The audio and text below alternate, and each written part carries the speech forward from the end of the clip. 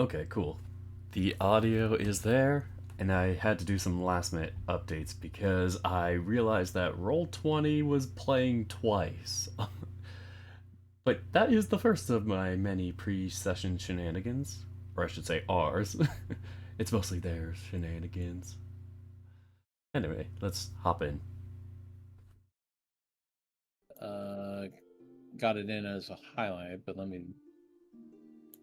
Doesn't maybe a moot doesn't point Dirk now. normally put stuff on his YouTube? I put the VODs on my YouTube. Yeah. Oh, Been doing it for all Yeah, seasons. I tried. I'm not. You need to like post a link to your YouTube or something so I can follow you. Well, okay. Oh my gosh, this is new. Yeah, Dirk. Honestly, I would use your playlist for our sessions to get like a fresher of what happened. Yeah, the only downside is like obviously when I'm not here, then that episode won't be there. Yeah. I'll try and tag it to usually Dana's VOD. Yeah. Still there. No, I totally get it. That's in there. shoot, I have it. Cool. Oh, okay. Episode But I episode couldn't 52. find it. Yeah, episode 52 here. Well, share the channel. This is episode 53 here.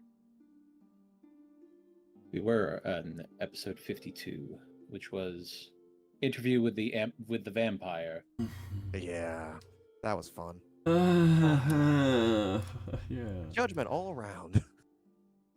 I love being. Something I've been meaning to ask. I recall that almost everybody was like rolling with disadvantage when they were having that nightmare thing, but I recall that Cambro did not. Is it because of his ties to Bahamut? No. So when you all had a persuasion roll towards the end of your day, that was the persuasion roll in the sense of convincing all of the red wizards whether you basically could be trusted or not. And some of you succeeded on that, so that meant you did not have disadvantage because they already didn't trust you because you're all outsiders. Those of you who passed the check, which it was a high check, but those of you that passed it did not have to roll at disadvantage. Yao got to roll at advantage because they had the Liamon's tiny hut, which is an extra layer of defense there. And I still rolled low. Unfortunately, that was the crux of it, was that when you came down to the roll, the actual saving throw, it didn't work. So it's frustrating because I really did want to go through that and just basically shove Bahamut in their faces. Yeah. But the dice said, no, you get a pass. And I'm like, why don't you save the 20 for my battles?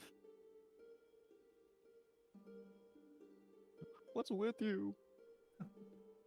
Yeah, I can't. For some reason, the chat is not showing up on my OBS. Like, it's all like glitched out. I tried to reload it and it didn't work. So we'll have to do it off the actual. Oh wow, are we actually going to use the Twitch stream manager today? Oh my goodness, I think we are. Oh no. Well, it's how I tell people that I'm hopefully streaming the correct program today. I forget that so many times. I'm just right now trying to get more used to this avatar. That's all. But I do need to get a new camera so it can track my face easier. I like that I don't have to worry about like staring into the camera. The reactive is just there, It's just I have two frames of movement. Mm-hmm. That's all I need. I just want to give this a shot. I'll probably one day go back to being reactives if I want to be more furry-ish. I just want to see how this feels. Why wouldn't you be? Why wouldn't you be? I'm What's trying wrong to with learn you? something- I'm trying to do something new, okay? I didn't say New I'm does not not always liking- mean better. I'm not saying I do like this. I mean, do you really think I enjoy showing skin like this? Ugh, I feel dirty. This is going in a direction I don't think I want to continue on. I'm just gonna take the exit and on the off ramp here. Okay, bye. If you fall off, that's your Bye. fault. That's fine. Bye. Have a beautiful It's time. that one meme picture with like the two highway signs and the car suddenly veering off into the exit lane. It's like, "Wah!" Hmm? At me. Or the clip of Peter just sighing because a speed sign says he's fat and he just drives off over the edge.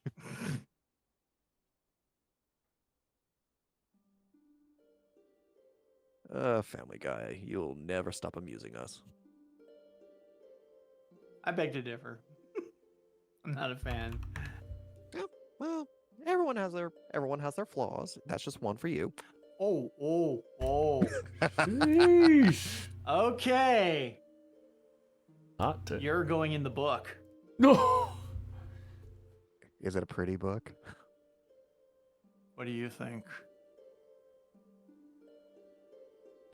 I think I'm in Tazel's Necronomicon. It's embroidered. Where did I put my death note? Says the necromancer. Oh, yay! Actually, it's not death note. It's just it gives you halitosis. It's just a bad breath note. That's all it is, really. I already got that. Well, no, you have it twice. Oh, This one manager. no. Oh my god. He must have had some sort of disease in the back of his throat because he was insufferable to be around. His breath was the worst. oh, was it really? Oh, like really that bad? It was so bad. He must have had something in his tonsils or something because it was. Oh, It just. uh, My mom used to have a friend I'm come so glad visit COVID. when I was young. I remember my mom had a friend who would come visit, and she Mhm. had the absolute worst breath to the point where the dogs, who routinely sniffed each other's asses, would just sniff this one woman's breath and run away whimpering. That's how fucking bad she It's smelled. so bad. oh, Oh, no. that is. I feel sorry for the puppies. God. Poor puppos. In a very dark moment, my mom one time joked that when my friend died, that was the only time her breath smelled better. Oh. That And I'm is like, Mom, jeez! Damn. holy. It just got 15 degrees colder in here. What the hell? Holy shit. I do need it. Okay, that's what I needed to remember. That's specific word. Okay. Halitosis? What? No, the Oh. it was the word that Arai was given to ask Rendenvol.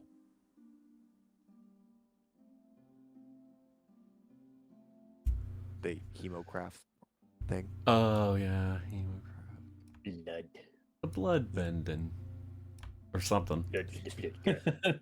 Please don't say things that are trademarked to other. I should have actually looked up Man, what that is, but I didn't. Wait, but I don't want to. You could trademark blood. So the way trademarking law works is that you cannot trademark specific words per se, but certain combinations of words, yes. That's ridiculous. I had to read up a little bit on copyright law and trademark law when I was first getting into writing, just so I could learn to how to protect myself a little bit better. Ultimately, it didn't matter because no publisher wanted to pick me up anyway. So. No. We'll pick you I up. could say a few things, but I'll leave it off stream. Yeah, it's really weird and messed up, like the level of intricacy in IP law, and also the changes that have occurred over the last couple of decades have also been pretty drastic. And a lot of them you can thank Disney for, actually. Like, legitimately, you can thank Disney for a lot of changes in copyright law. Bad. All the copyright won't help the sinking ship, though. So. Hey man, they're making money hand over fist, doing whatever shit they want to do at this point. So I guess, are they really losing at this point? Everyone gets their comeuppance one day. You know what? Here's the thing. My problem with Disney is mostly just the manufacture of whimsy. I don't like the idea of just churning out the content. You know, it kind of interferes with the creative process, and you get a lot of crap that way. Yeah, I think Epic Rap Battles put that pretty well. If you have seen What the do they one call between it? Assembly line whimsy. Assembly line whimsy, yes. Yeah, Cranking out that's assembly exactly, line yeah. whimsy. That's pretty much what it is. Gaze upon my empire of joy. Yeah, it's just that's terrible. It is the same thing with like game companies nowadays. Is that I think more people have started to realize that indie games are by far like the higher quality games now. Like while a lot of like AAA games will look amazing, they will have incredible graphics, they will have features that people have never really considered before, in terms of like the realism and how you interact with the game and everything. But there will be such a lackluster story to it, or there isn't any like passion behind it. Like I always think of like how when the people who made Mass Effect, the original cast, or not cast, but the original crew that made Mass Effect was basically not included for Mass Effect Andromeda. Like, so there were like all these people who worked for BioWare, but they were not involved with, you know, Mass Effect before.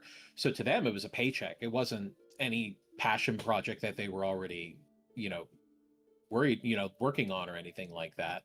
It was just something that they could work on to pad their resume, and it kind of showed. There wasn't a lot of fun to it, honestly. The end result is that the AAA games that are being put out these days are not being made by passionate game designers or those who have a love for the craft or the lore. It's being run essentially by business-minded CEOs who are only looking to acquire people to play and get money. That's all. That's the only feature of it now. And to the people, to the people who say that you can't make a solid, popular game that is a constant good sell, that is well loved and well received by a very passionate community, I have only two words: Stardew Valley.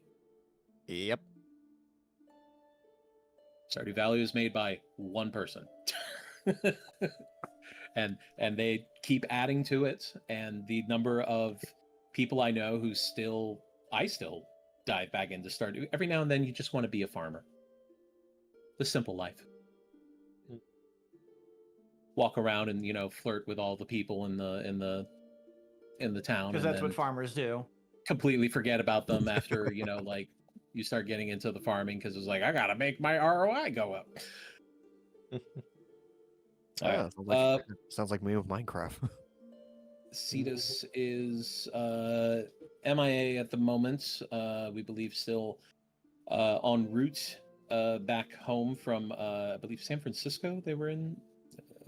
Is there a furry event that I was unaware of today? There might have been. I think it's on the Big Little FurCon just passed, so I don't think there's anything. That was oh yeah, it was like PogCon or something. Like they have it right after BLC. I missed this year. I was so sad. We love work. I'm over here in the Midwest. You know, we don't have much, so we don't have your fancy, you know, coastal cons and stuff like that. You know, you got the big cons though. You got the MFFs and the Anthrocons. I can't stand MFF anymore. It's too big. Oh, I totally get it. It's like going to a trade show. It's just not fun anymore. Sad but true. It's just the same with Anthrocon, and I tried to go to Midwest Fur Fest. I was sick, unfortunately, so I had to leave. But even while I was there, I was just kind of like, yeah, this doesn't really have the same feel as it did, you know, 20 years ago. Oh man, I just aged myself there, but okay. Back in my day, my first convention was Midwest Fur Fest 2004, so I was 18. My first convention was Albany Anthrocon. That's a while ago. Yeah. Yep. I All right, think well, I just see liver spots bursting on my hand right now. So let's go before I turn into a mummy. All right, let's jump over here. Alrighty. Well, welcome everybody to another episode of Tyranny Dragons, the Cold Blood War, Rise of Tiamat. In the background there, you can hear Adrian von Ziegler plucking away at their lovely harp. And you can follow them on Spotify, on YouTube. You can also check them out on Bandcamp, and you can also support them on Patreon because they are a wonderful composer that makes lovely music for us to play D&D to, and they don't mind if we use it because as long as we give them credit, they're happy. So thank you very much, Adrian. I don't know if you can hear that siren coming through, but it seems that the D&D police have come to pick me up. Heard you're playing some homebrew, son. Gonna have to balance check that. They send the Pinkertons again.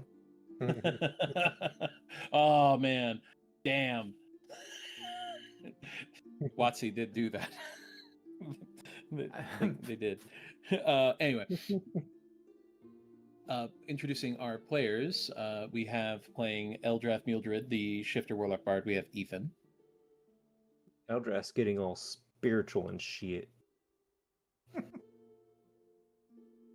Playing Cambro, the Bearfolk Paladin Warlock, we have Tazel Sixpaws.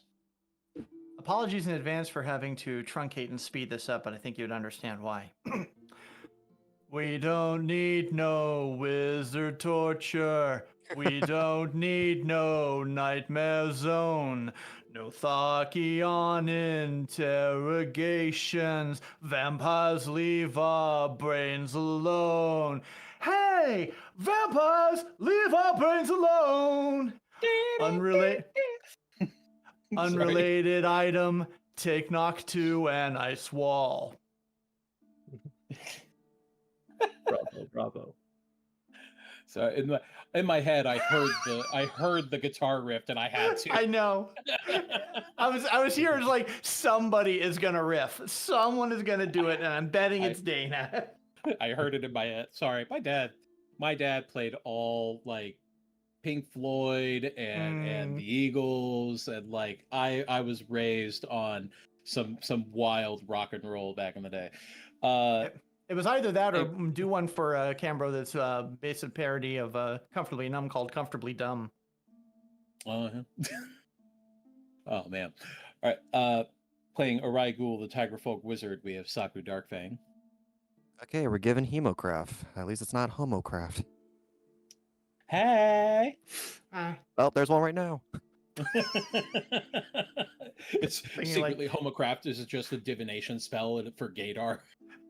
Himbocraft. No steal. Playing Bastion, the Wolverine Folk Barbarian Fighter, we have Dirk the Panda. I don't think I like tentacles anymore. No, who would? Anymore? Ugh.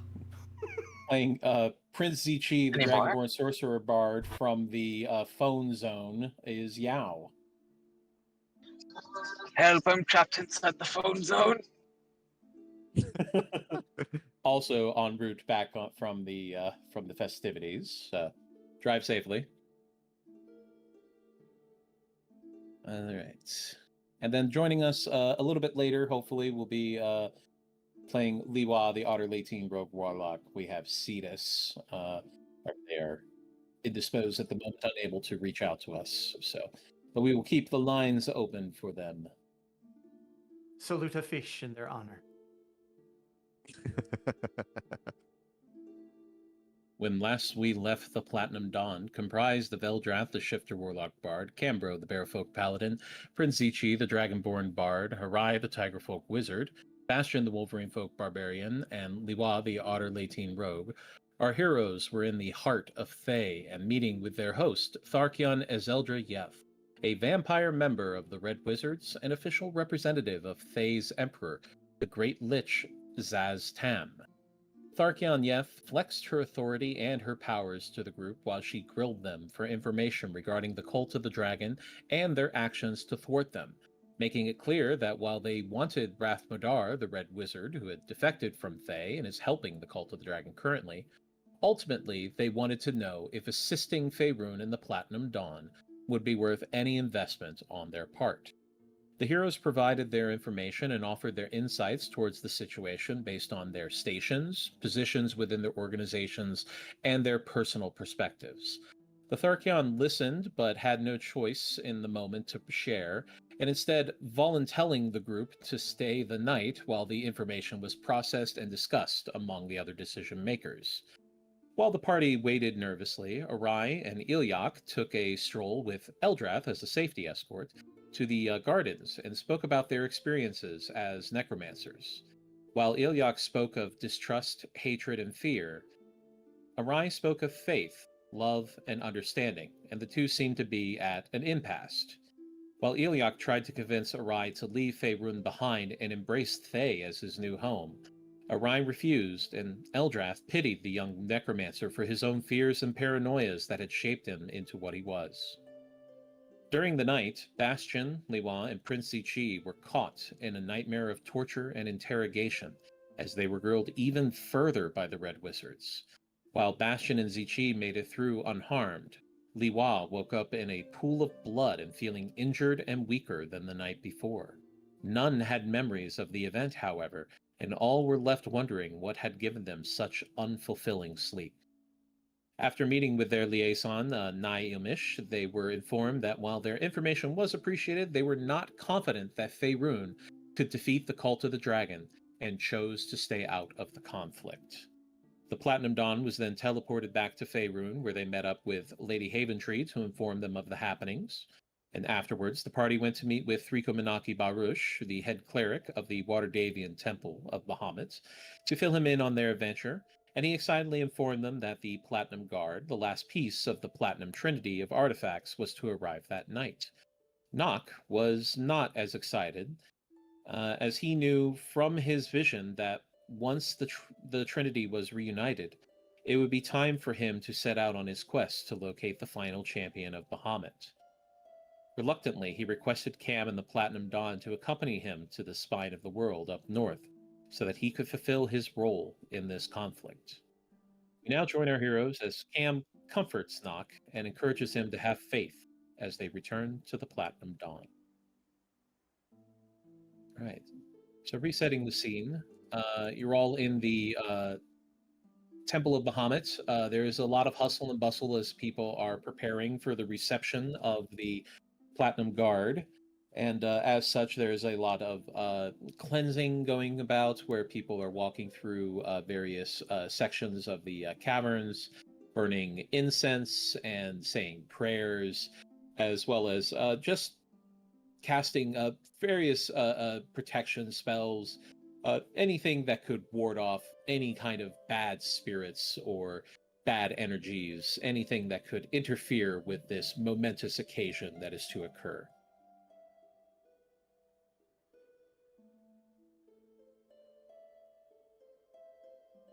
Is Nock still with Cambro right now? Yeah, we left you guys together in the... Okay. I'll suggest to Nock that we go ahead and find the rest of the Platinum Dawn so that we can inform them of what's to happen after the ceremony. And also to inform him of our plans to go to Mirabar on behalf of Bastion. So this might be kind of a dual thing, if he's all right with it.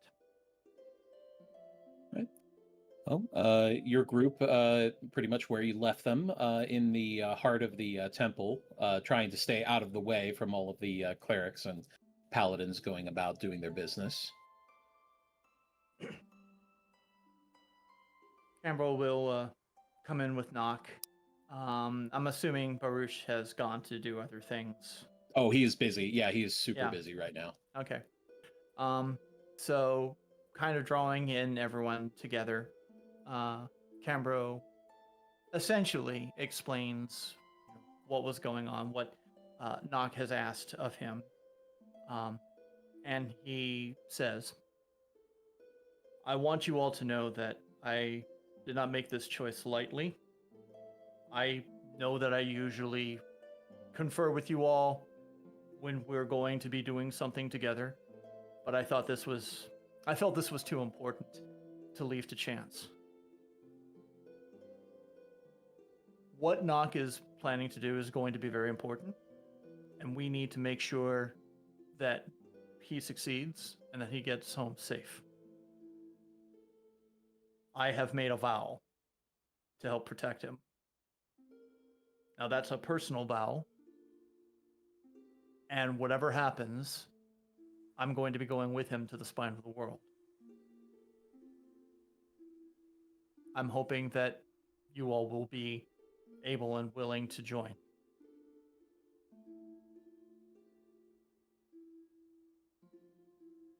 Everybody's muted. Well, Processing. you know I will happily join you, Cambro, but I need to get to Rendenvold to figure out what this is. But after that, I will happily go wherever you want to go to help Nock.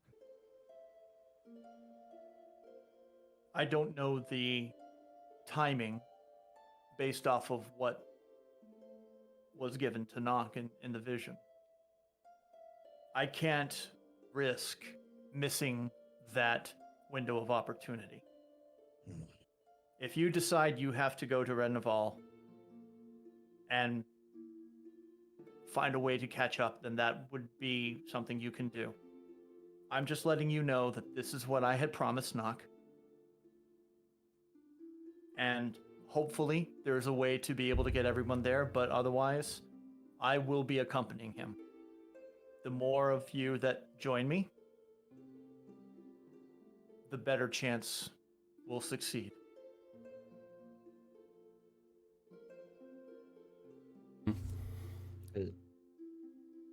I'm obviously going to be joining. Yeah. Exactly. I got a mission up there. You got a mission up there? Mm-hmm. We'll both do our mission up there. Canberra smiles at that. That was the intent, is to knock out 2 missions, not at once, but within the same area. So, speaking of which, do you have any leads on where you need to go in Mirabar, Bastion? I mean, other than the champion, which I'm... he gets his name again, but... Arshnak. Yes. Thank you. I mean, I haven't been able to find much more else on him, so we would have to be doing some digging while we're up in Mirabar. Mm-hmm. It seems like obviously your thing is a lot more sensitive, so definitely comes with priority to push your thing while we're still in our, we should say research phase, I guess, or digging around. Yeah. Trying to find a lead, yeah. Mm-hmm. I'm sure there'll. Understand. Oh, yeah. I'm sure there'll be more leads up there, closer to the source. All right. Well, whatever you all decide, I thank you for your consideration, and know that I will be assisting you as much as I can as well, Bastion. Thank you, Canberra. You're a valued member, and I want to see you thrive too. Thanks. I always say the same in return.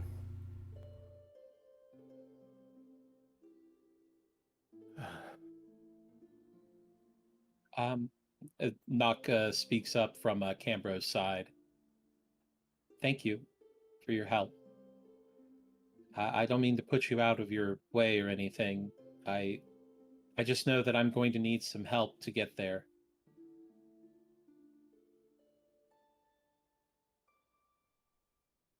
You have my have your word, back. Nock.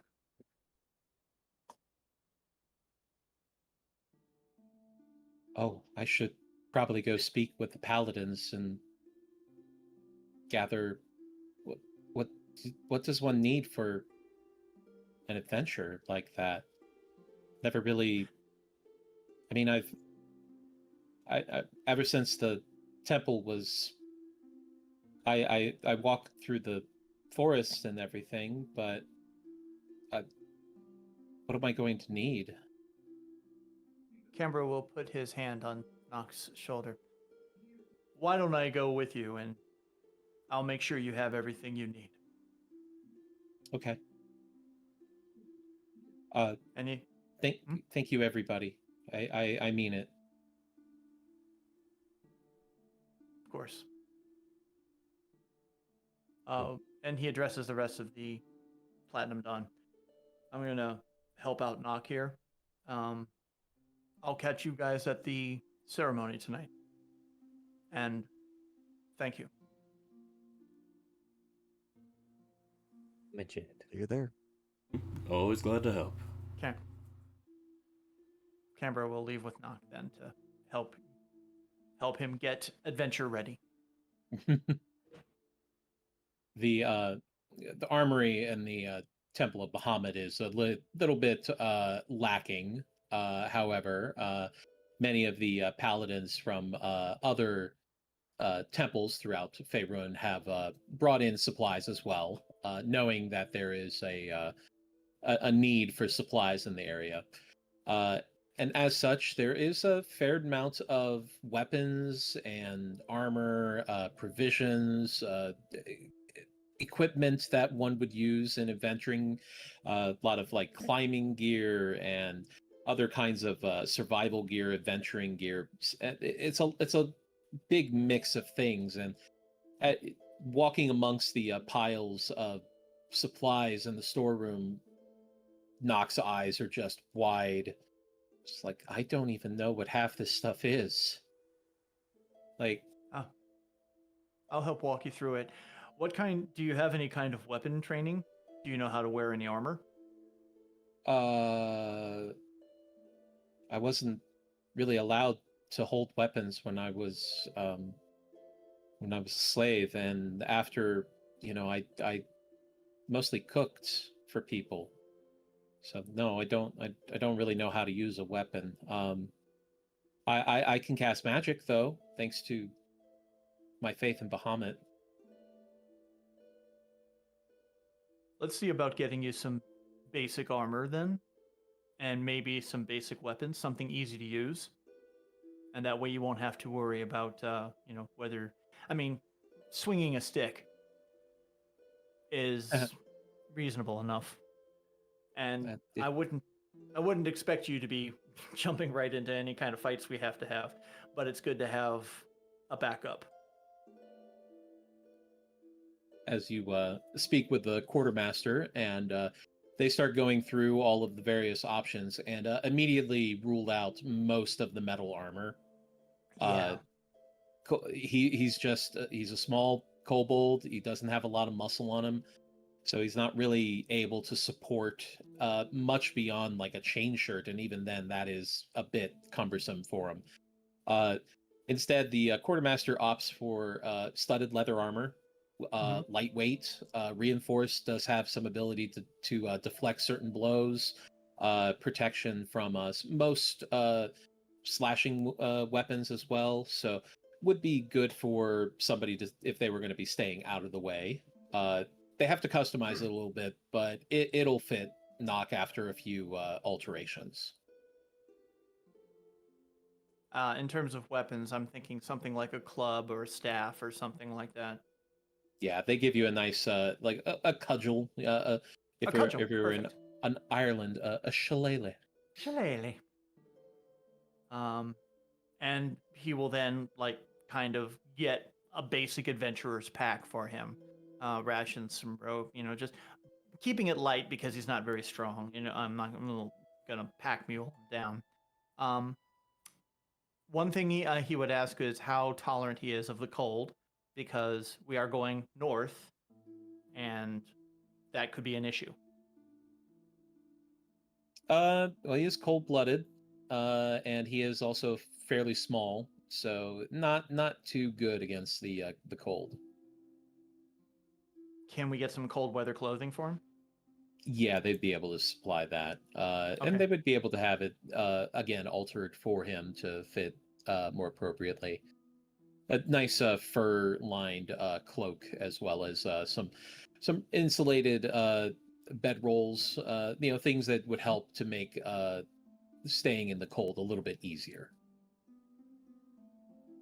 As the rest of the gear is rounded up and placed with the quartermaster, who is going to do some alterations and also sharpen up everything, tie everything down, make sure everything is in good order before handing it over.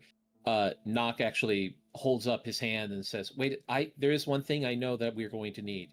As he runs out of the storeroom, and a few minutes later comes back with a frying pan and several utensils.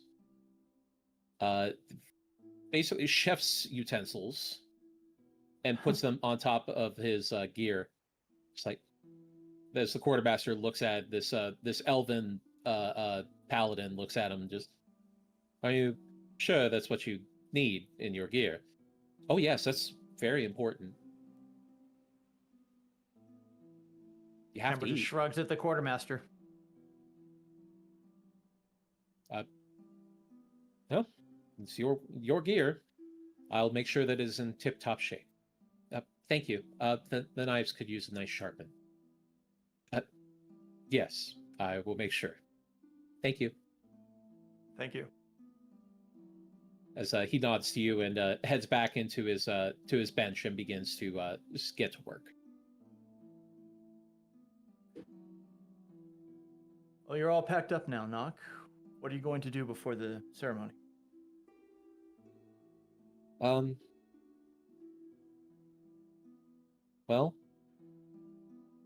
I think I'm going to pray. Okay. I know that this is going to happen. This is what Bahamut wants to happen, and I just need to ask him for a little bit of guidance. I completely understand. If you'd like, I'll pray with you. No, it's fine. I think I'd like to be alone for this one. It's All right. I will see you at the ceremony then. As he nods to you and reaches out his hand for you. He takes it. Thank you very much. Of course, my friend.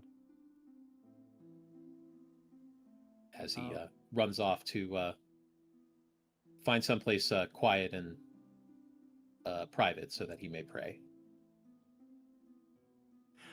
One last thing I would like to do before I turn it over to anybody else is I would like to, assuming that we have a Harper's communication network or somebody from the Harpers who is here, that he would ask if he could send a message over to Lady Haventree, letting them know of our intent to go to Mirabar and the Spine of the World, and that they're attending the ceremony tonight. So if Lady Haventree needs to convey anything to us, to have us, to send somebody for us by tonight, because we may be leaving in the morning. There are throughout the temple, because it has been underneath the Harper's, one of the Harper's buildings. There have been several, you could call them interns or agents, junior agents of sorts, the lower level people who would not be put out into battle or anything, but rather handle day-to-day things. So yeah, there would be some people bound to message, although not as many as you've remembered in the past, but that does lean into what Lady Haventree had said, that she was going to start focusing her resources over towards the Sunset Mountains in search of this Well of the Dragons. So it seems that they have left a few people, but not as many as they usually had. Yeah, Cambro just does not want to leave the temple right now, just in case he's needed. But he would ask if that message can be conveyed, and if there's like an emergency or information that we need to have before we go, that they convey it to us before the end of the day. All right. So the rest of you are not beholden to the to the Temple of Bahamut if there's someplace you'd like to go before, or anything you want to handle before the ceremony that happens later this evening.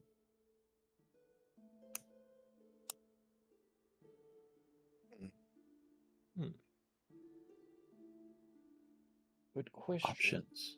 You are in That is a good Waterdeep, question. and We nobody is could trying go to kill you shopping. immediately. I don't know what to do with myself. Not We fine could go for shopping. We're fine. Not fine for us. I mean, yeah, I could go shopping, but I'm not even sure what I want to get. We have stuff for the north.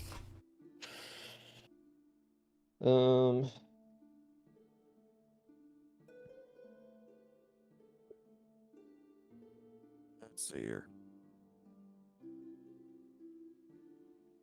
Well, considering it's gonna be a festival, I'm already assuming there's gonna be drinks and stuff during the festival. Festival. I don't think so. It's not really a party. Ceremony. It's a ceremony. Yeah. It's not It's a like festival. mass. No. It's Oh, okay. Yeah, it's like. A very important artifact is being brought to the Temple of Bahamut in Waterdeep here, and they have two of the other artifacts that are of this set. So this is the first time that these items have been reunited in centuries.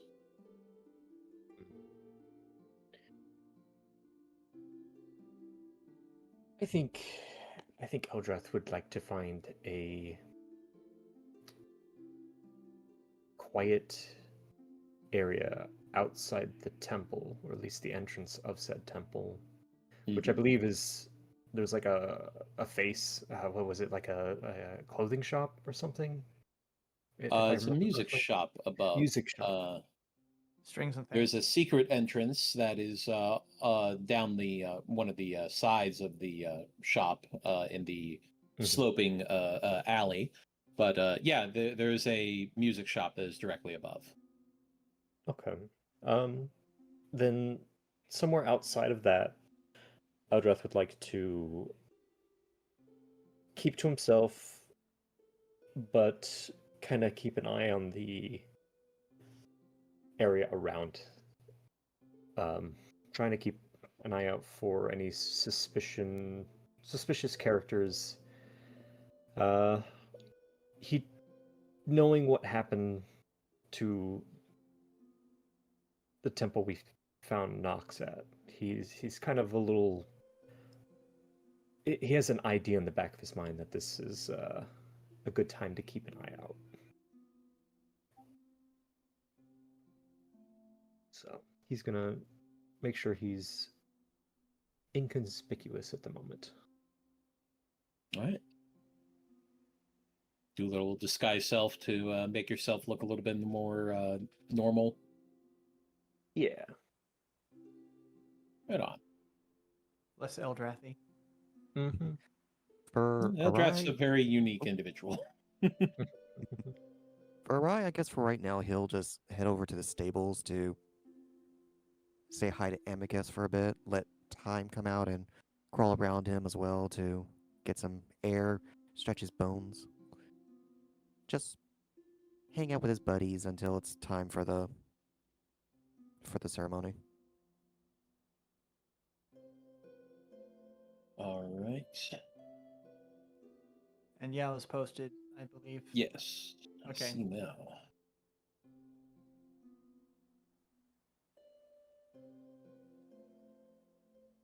Yeah, that's fair. Zichi politics and tells his retainers and Lady Silverhand about the interactions with her. She would be absolutely incensed by how they treated you guys, honestly. There's a certain level of disrespect with just dropping you in the middle of a farm somewhere, you know? And it's a Cetus. Hey! Ew. Yeah. Ew. Just getting back from. Welcome back. So I heard, yeah, Lord. you guys were having some fun this weekend? Yeah, got perfume. Ooh. Ooh. All right, but yes, let's lock in. Lock and load. So yeah, you guys are in the currently at the Temple of Bahamut. Nock has asked the Platinum Dawn to assist him in making his way to the spine of the world to the north, in search of this ice wall that supposedly is where he will find the champion of Bahamut. As such, he is asked politely, and Cambro has agreed on your behalf, but more or less said that they're going to go. Whether you guys come along or not is up to you. Not in so many words, but... and now everybody is just waiting until the ceremony later this evening when the artifact of Bahamut is brought back.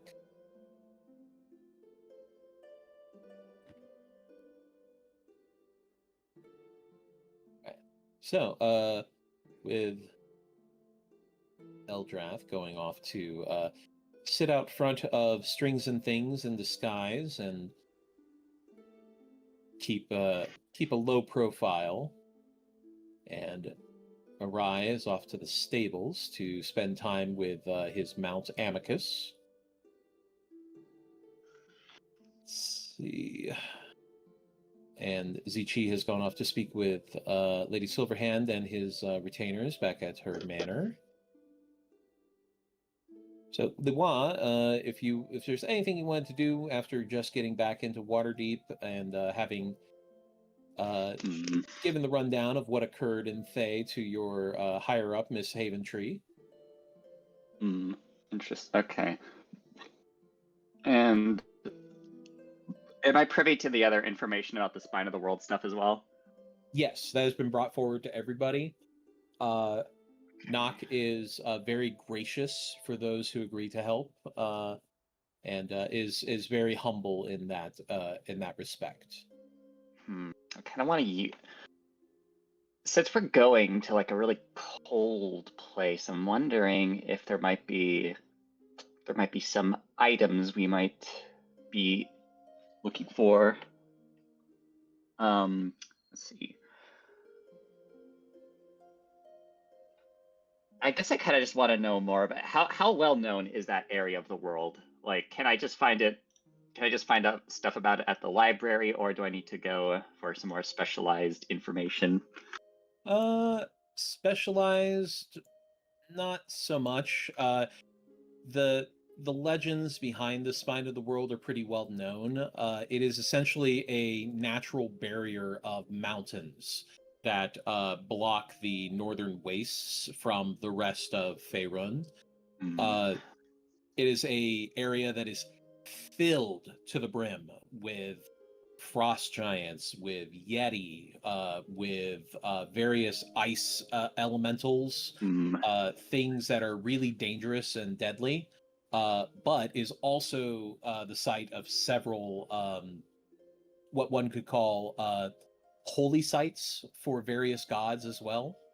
So there's a lot of legend and lore surrounding the Spine of the World as well. Okay. So, do we know of... Would there maybe be a chance that someone who's been there or knows of someone who knows of someone who's been there to the Spine might exist? Like some old adventurer? Entirely possibly. Waterdeep, maybe not, because of how far away it is. Closer to the Spine of the World is probably more likely going to find people who have interacted with it more. That's not to say you couldn't find information here, but it would take you would have to roll for it, and DC would be pretty high. I suppose we could just wait until we get to a closest settlement, but the mention of ice elements makes me think, what are there any shops that specialize in incendiaries, perhaps? Funny you should mention that. So gnomes and dwarves, especially, are known for their works with black powder. Usually more in the firearm and explosive sense, but there's probably a few less than reputable types who might be able to acquire some things for you. That I do think I want that. Something with some, yeah, because being able to deal more damage, I assume, is going to be helpful. So I'm gonna look into that. There's also possibly demolitions of like glaciers or anything like that that could also apply. Actually, but that's actually, holy shit, that too. Yeah, I want to look into that. Okay. Go ahead and give me, let us call this an investigation check. Let me pull this up. Okay, do. All right. Pulling up. It's loading.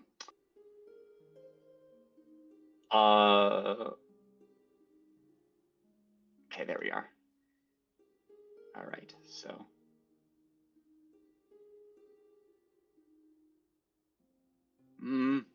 It's taking a long time to investigate. Coming down the pipe. Yeah. Has to dodge all the cat memes. It's not showing that you're in the. Okay, there we go. Oh, there you are. Yeah. See. Did you roll yet? That? No, I'm getting that. Oh, okay. Okay, there we are. Investigation. Where are you? No, it's 13. Decent, I suppose. You don't find the good stuff. But you are able to find a few not nothing that would be considered illegal, but in the configuration that it's in, could do a lot of damage. As you find several retailers who have oil flasks, specifically for the purpose of making Molotovs, essentially. Oil flasks. Yeah. Acid vials, several poisons that are actually medicines, but concentrated down to extra strength. Yeah, I think I'm more interested in the oil. Do they have any like fire bombs? Anything I can throw, or that might just have to be the oil?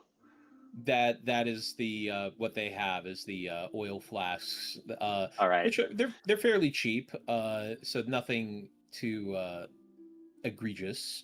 To make a, do I need anything in a theoretical combat? Do I need anything else to make a Molotov, or would this suffice? All you would need is something that could light it, whether that is a like a tinderbox or a magical effect, or green even flame blade? Oh yeah, no, totally. Okay. I'm gonna take the lot of oil flasks. Oh, okay. They have quite a few actually. So, let me roll. Call that how many? These. Yeah, that should be good. All right, they have 9 flasks. Okay, give it all. Alrighty, that'll be 9 silver. Cheap. Okay. Nice and cheap. The difference is Gotta worry that about that. these are very thin flasks, so they're intended to break easily, which is probably, if you were using this for its proper use of filling your oil, your lantern, you wouldn't want it to be fragile because, it would break, you lose all that oil. It's a dangerous hazard, But as it turns out, if you throw these while they have a spark on them, or if you ignite them after they land, they will deal 2d6 fire damage in a 5-foot area. So Okay, awesome. handy. Yes. I might have to distribute them to, but yeah, I made that purchase, and that might be useful for hastening certain fights. All right. And because you bought out their whole stock, they're also going to throw in 2 vials of acid. Ooh, Just on the I don't know house. On the house. All right, 2 vials of acid. I don't know how I'm going to use these, but Yep.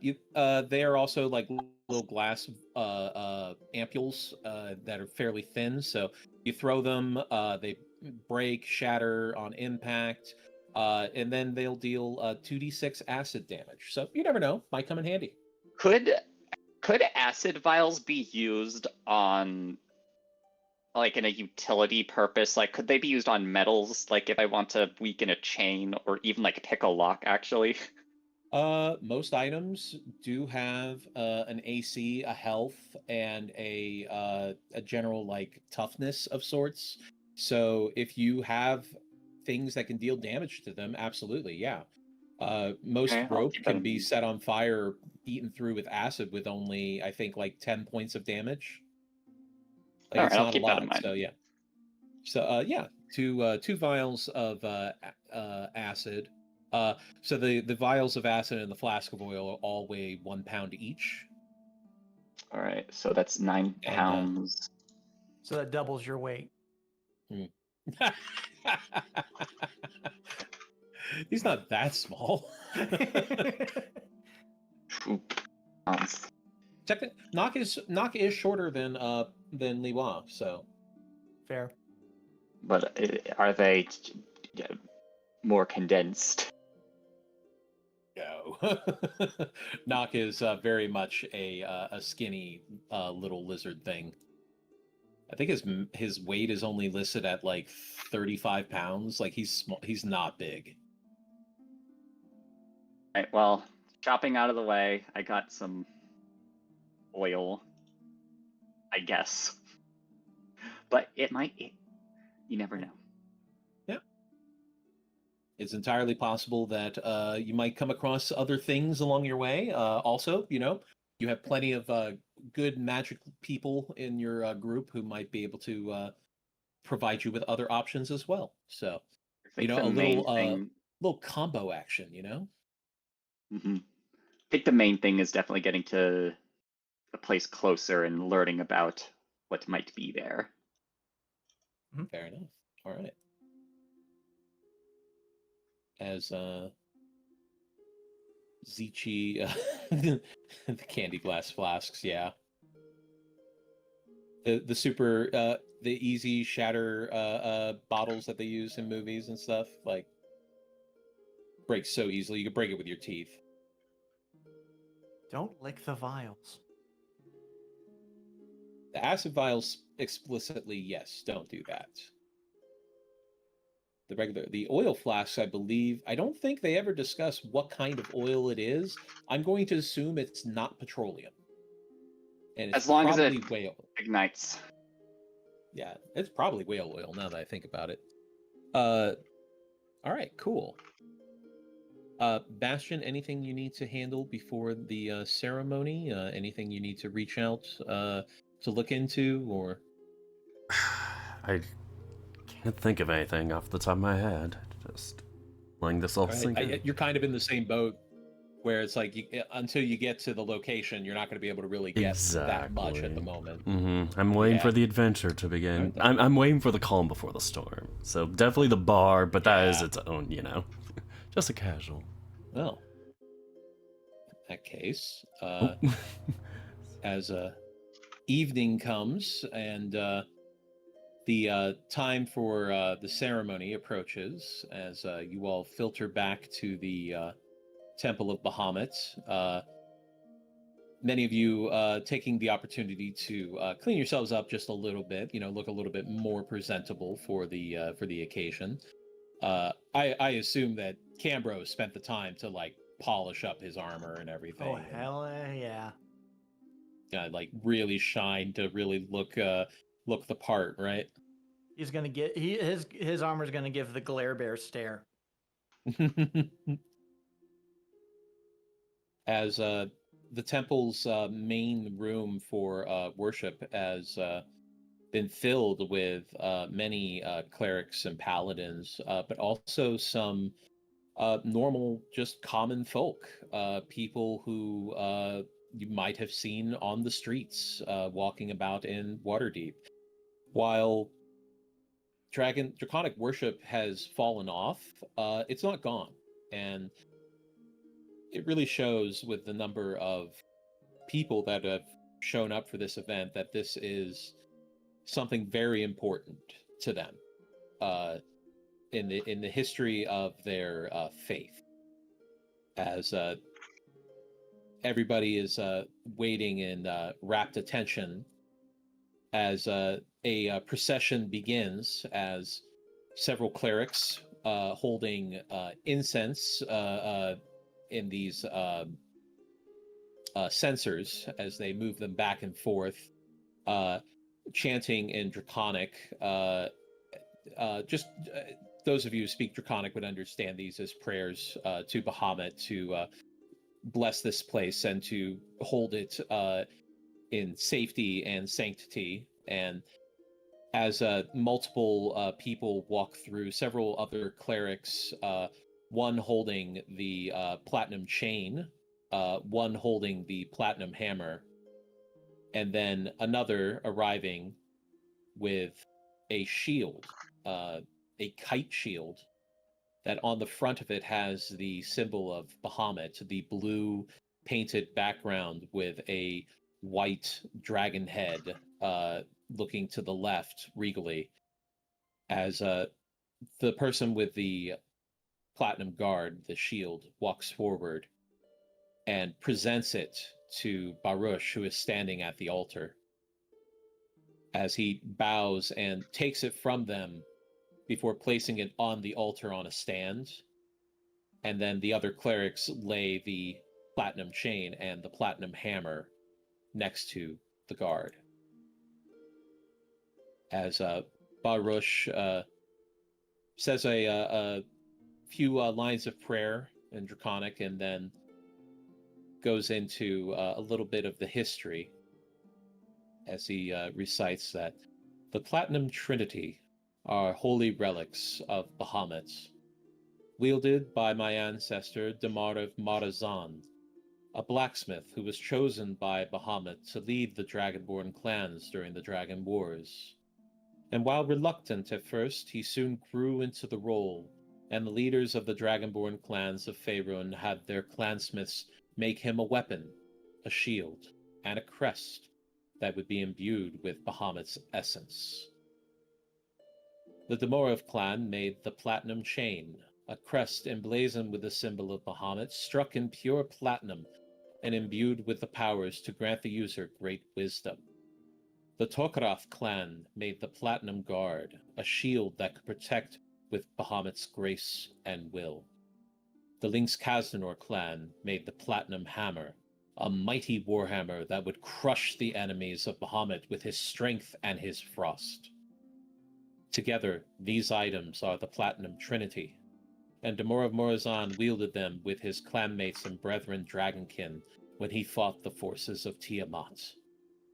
Though he was victorious, the sacrifice that brought the peace was none other than his own family, his wife and their daughters, all assassinated when he was leading the clans in battle.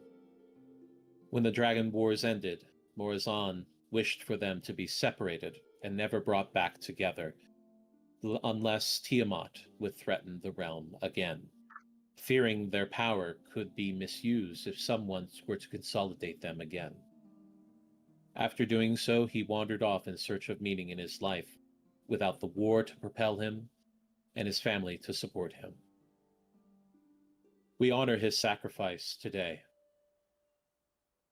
and it is with our most sincere gratitude that we thank our brother temples for bringing these items together. It is with the help of the Platinum Dawn, as he holds a hand out to your group, They have brought several of these items to us and facilitated in the delivery of the Platinum Guard as well. It is with their help that this momentous occasion has occurred today. And though it is a harrowing time, there is great hope here now that the Trinity has been reunited. As he looks down into his prayer book and begins to read another prayer in Draconic, as all the other parishioners follow along in prayer. Cam will join After a few moments, there's just a few words of thanks to the Candlekeep Temple, as well as to your group again, and then everybody is dismissed as they begin to mingle with a few of the other parishioners. Some people come by and shake your hands, thanking you for your contributions. The whole time, Cam, you notice that Nock has been sitting amongst the other clerics, but has been very quiet. And while he has been praying along with everybody, he has just been kind of staring at the items, the artifacts that are on the altar. I'll go ahead and excuse myself from the hubbub and approach Nock.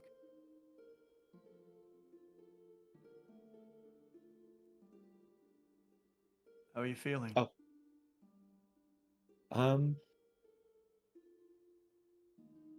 Does it seem weird if I say that I thought they'd be shinier?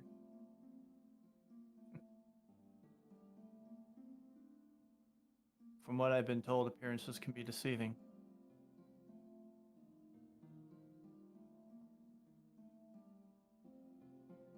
They are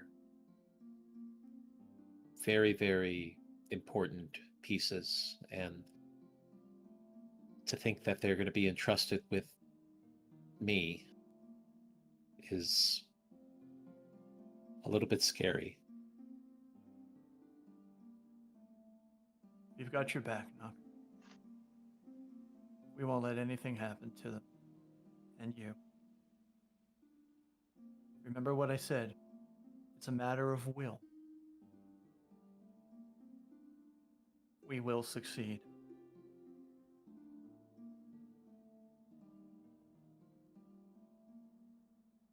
As Baruch actually approaches, seeing the two of you talk, as he pats you on the shoulder, Cambro. I can't thank you enough for helping to facilitate this wondrous event. Oh, I haven't stopped smiling for hours. This is so amazing. It's my honor to serve. Well, I appreciate everything you have done, as well as your group, and I appreciate what you are going to do for Nock. As he turns to look at Nock, and Nock looks up to him, trying to hide his nervousness and his apprehension, as Baruch kneels down and pats him on the shoulder as well. I know that you can do this, Nock. I have faith in you, and I have faith in Bahamut.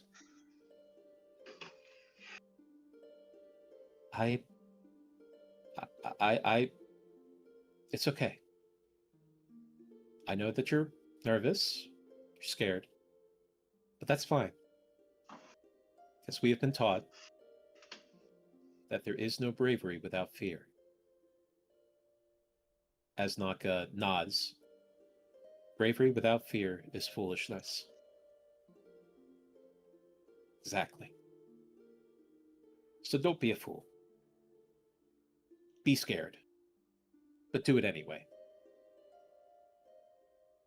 And always know that you can trust in Campro.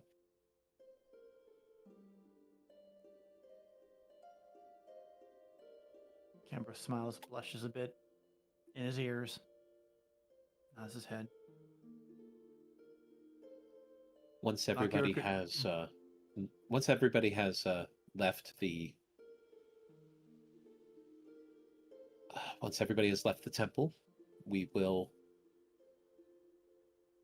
hand the items to you, Nock, so that you may attune to them and become one with their energies. That way, not only can Cambro watch over you, but also Bahamut. And Demora Morazan. I'm certain his spirit would certainly wish for whoever has to wield those again to be the best that they can be.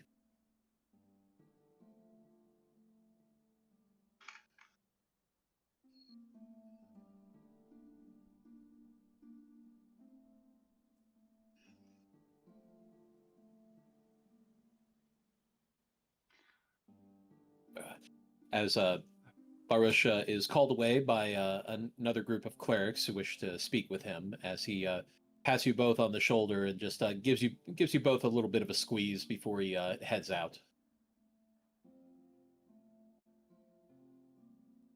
As Nock looks back to you, there's a lot of people who are counting on me.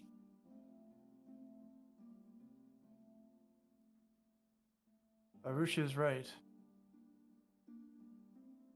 about fear. But one thing is certain. Fear can be overcome. Worry and despair can be bested. It's as I said. You do have the will to be able to fight the fear. And like Baruch, I believe in you too.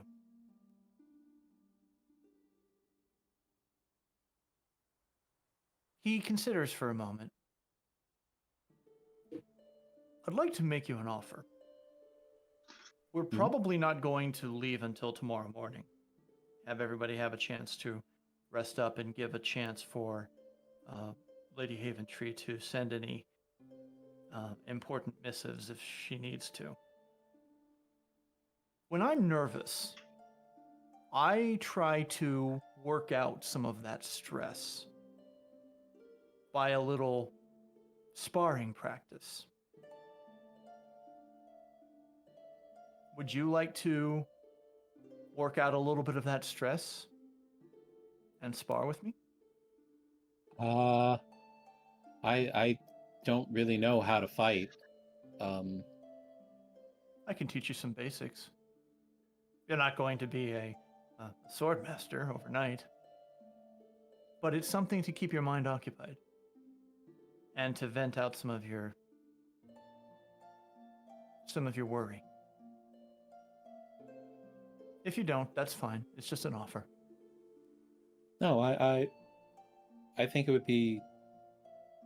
would probably be a good idea for me to at least know how to I don't know, not get hit. That's true.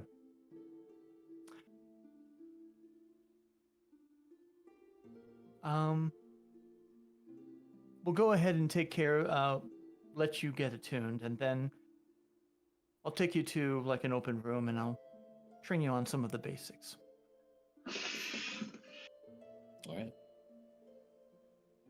And I'll let the rest of the Platinum Dawn know of my intent. And the premise that we'll probably be leaving in the morning. Presumably we're going to be teleporting there? That's up to you guys. However you want to handle that. You have options for how you want to handle your various side quests that you have going on here.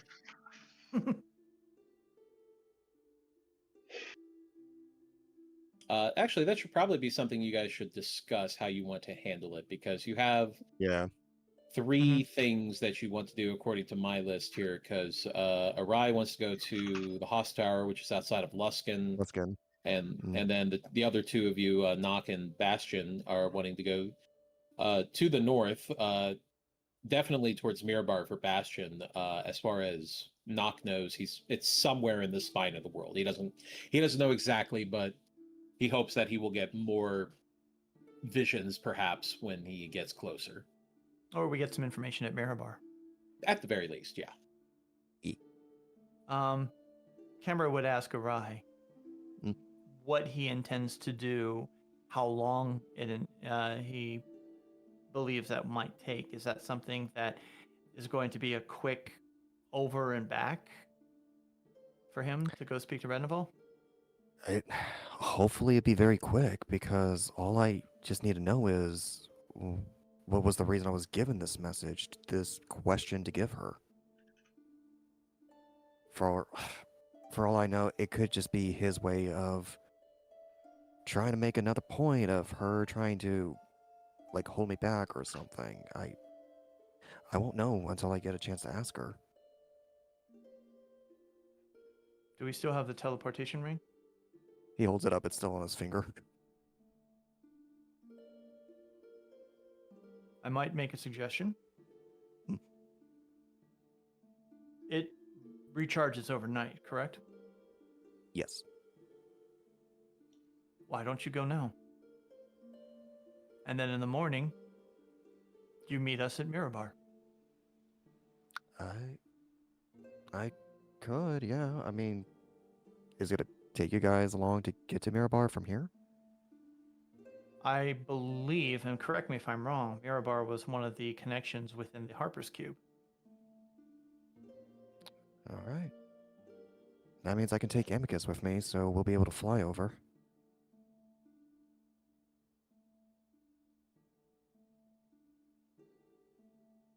Well, I didn't know how far.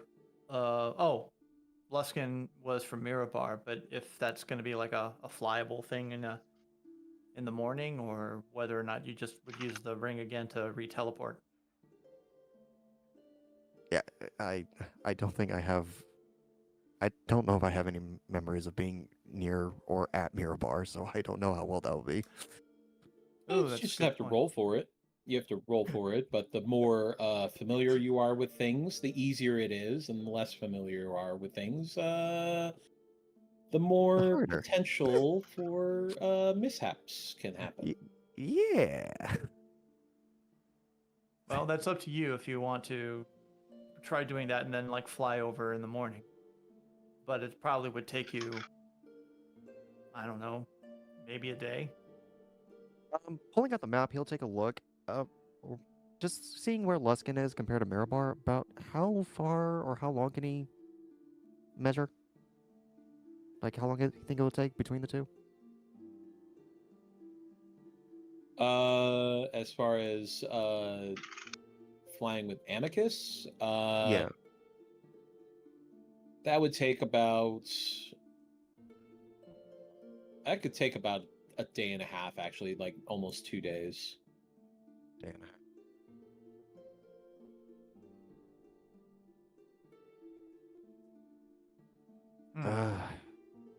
If you guys don't mind waiting a bit longer, could fly over. Otherwise, I don't know where I might end up if I just poof again. Then a different suggestion. You accompany us to Mirabar in the spine of the world, Mhm. and when we're done, you go to Luskin. We'll go back to Waterdeep. You take care of your business, and then you teleport back to Waterdeep. That I can do. All right. That I can do. How's Nock doing? He's got some jitters. I think it's understandable. Bahamut has placed a very large request on him, and he doesn't feel up to it. I know he can do it, but he doesn't know he can do it. I'm actually gonna go train him on basic use of like defense, something to get his nervous energy out before I bed down for the night. Would you like me to summon like a training dummy for him? Oh no, that's okay. I'm a good enough dummy. Okay. Hee hee. I appreciate it though. So just like circulate it around. We'll be leaving in the morning. All right. And I'll see you then, and we'll get on our way to Mirabar. All right. See you in the morning, and try not to rough him up too much. I will try. And with that, Canberra will spend the evening before bed just doing basic training with Nock, just like this, trying to read attacks. And in his case, just because it's studded leather armor, he's not going to absorb much. Try to find ways to anticipate where to move and then just move. And he'll let him hit him with like the stick or something like that, just to say, here, just get used to holding the stick and how it feels when you hit something, so that it's not shocking your hands or anything like that. Nock is surprisingly dexterous, based on his size and his ability to move rather quickly. Makes it so that he's actually fairly quick on his feet. He is actually a little bit hard to hit. Even you're not really trying super hard to hit him, but you're not like pulling punches, baby handling him or anything. Yeah. It's like you're definitely trying to give him some real training. And he's surprisingly agile. He does seem to have more in focus on being out of reach of any hits. As soon as you step in and strike, he begins to basically jump out of the way and roll. I almost want to say Dark Souls roll, just to get a little bit of distance between him and you. Doesn't the acrobatics rolls? That'd be awesome. Yeah. Yeah. As he's just like, he is fairly acrobatic too, which is you've never really seen him in this light. He's always been very kind of meek and quiet when you've interacted with him. But in this moment, you can see that he definitely has some skills in this. More importantly, is he feeling better? Is he not as like nervous and like focusing on all this? Is his mood improved? His mood seems to have improved a little bit. He's taking it very seriously. Like he understands the seriousness of this, and therefore he is not slouching at all.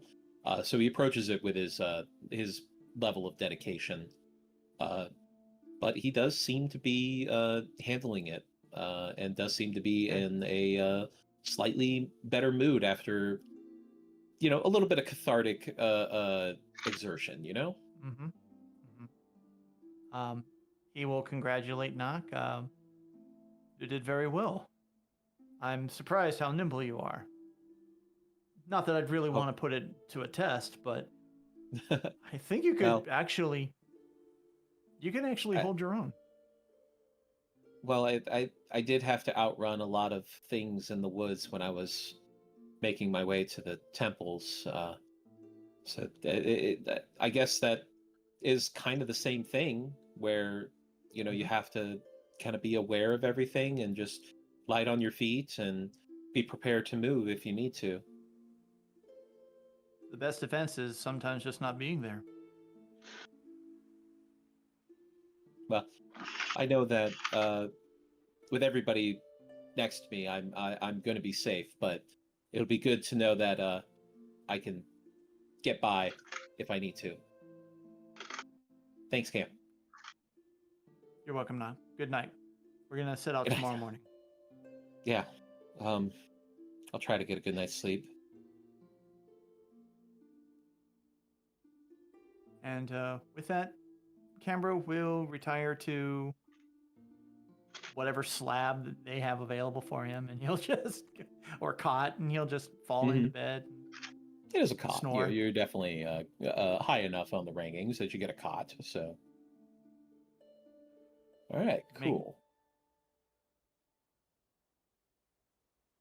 Nock has learned the dodge action. Yep. Kinda, yeah. Hello, I'm here now. What I want to make sure. Enterai does relay the message to everyone about the plan for the morning. All right. Well, as the evening finds you and night begins to creep around the corner, before you all get a good night's sleep and a long rest, is there anything anybody wants to take care of before bedtime?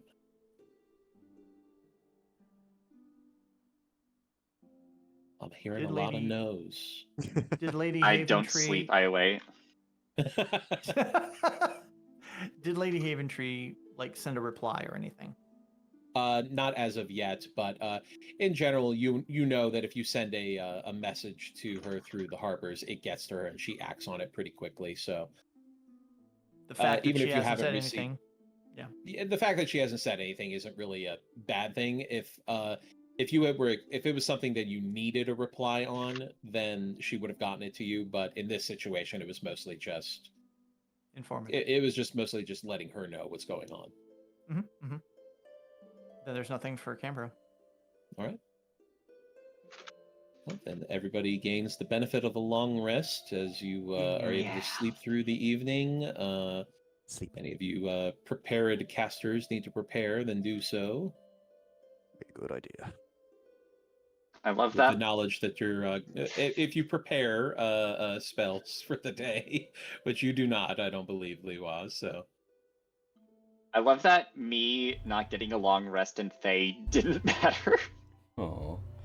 In this sense, if you guys had gotten into any shenanigans, which with this group is never far away, you know? Okay, well, yeah, fair. It's not a fair, non-zero but... chance. I don't throw things at you. You guys do things and things happen. Very true. I think I'm good for now. We have Untrue. shenanigan gravity. Just need to make sure which charms I use. Or not charms, sorry. Whoops. All right. Runes. Use your charms. Yeah. So last chance Oh, to yeah. stock up with your various organizations. If there's anything you want to get from them, whether that be like winterized gear or any potions that you might want to purchase, or I wanted fire bombs, but the investigation roll said no. well, you got close. We still Think about got cold weather clothing from our first adventure, correct? Although I don't think so. Lupe is gonna... Huh? Also, I was thinking to Tazel's comment. Now, that is something to consider, that a majority of your mounts will not have resistance to cold. Yeah. So in extreme conditions, unless you are able to dress them up, which really doesn't exist in the context of D&D. Not to say that we couldn't do it, but it would take time to make it all happen. Well, I mean, how would you be able to prepare the coldness for a flaming skeletal mount? I don't know if there's anything we could do for Lupe. Well, and also you're going to be in areas that are like a lot of mountains, which, you know, going through those mountains may be easier in some cases and harder in others, depending on the weather and whatever might be in the area. It's entirely possible you could run into critters and creatures that could attack you in the sky. Well, Craggs is a bear, though, so I assume he'd be more... He'd probably resilient. be the hardiest out of all of them, but it's not a guarantee. He doesn't have an inherent cold resistance. And this isn't going to be like your normal winter cold. This is like Arctic cold, basically. Advanced cold. Well, it's better than Lupe, who's a creature that can't... Yeah, you take Lupe up there, she's going to come out an ice cube. It's better... Okay. Craggs will be uncomfortable. Lupe will actually die. That's the difference. Would we be able to use barding rules with cold weather clothing?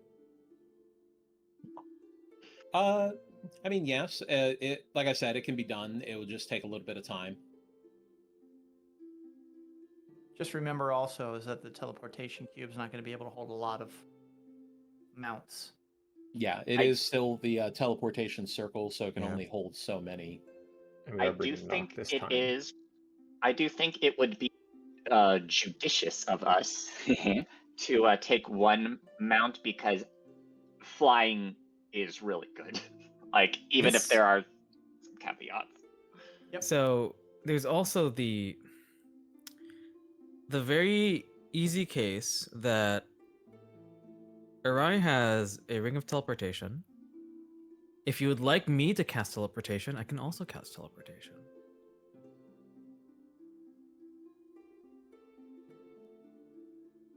And then we have circles of teleportation. And also for teleportation, you can target circles. True. True. Well, So it's whatever as you guys want. And again, just confirm with me, Mirabar was one of the places that the teleportation cube from the Harpers could reach. Is that correct? Yes, correct. Okay, so we have our way there. It's just getting back might rely on the teleportation cube or on the teleportation spell. Although Arai is probably going to take the detour to Luskin.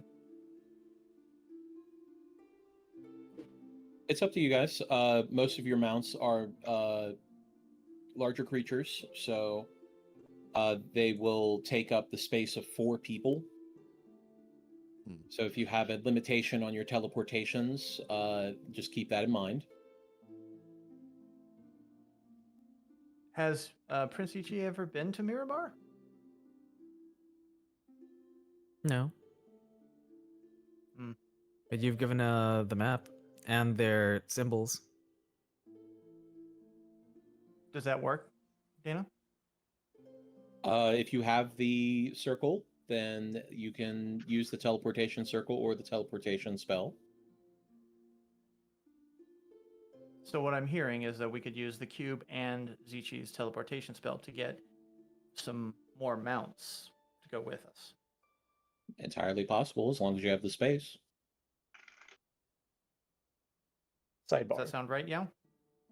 I mean, that's how I think I read the spell, so... Sidebar. Eldrath could go buy some, well, look for some potions of maybe cold resistance, maybe find some scrolls of absorb elements, maybe. Just so everyone has maybe one on them, in case spellcasters can't get to that person.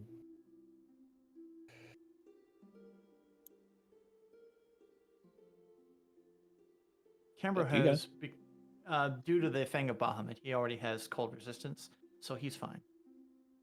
Sure.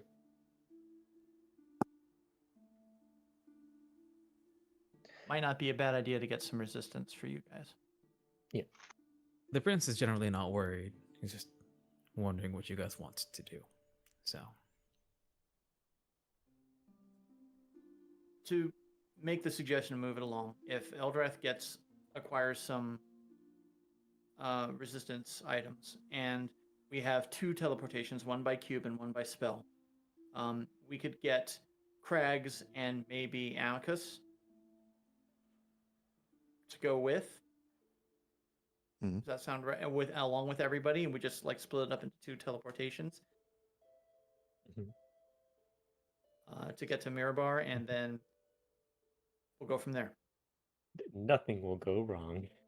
Nothing. Absolutely nothing. Go wrong. Absolutely not. We're so ready. 100% guaranteed. Split teleportation. There's nothing chaotic about this at all.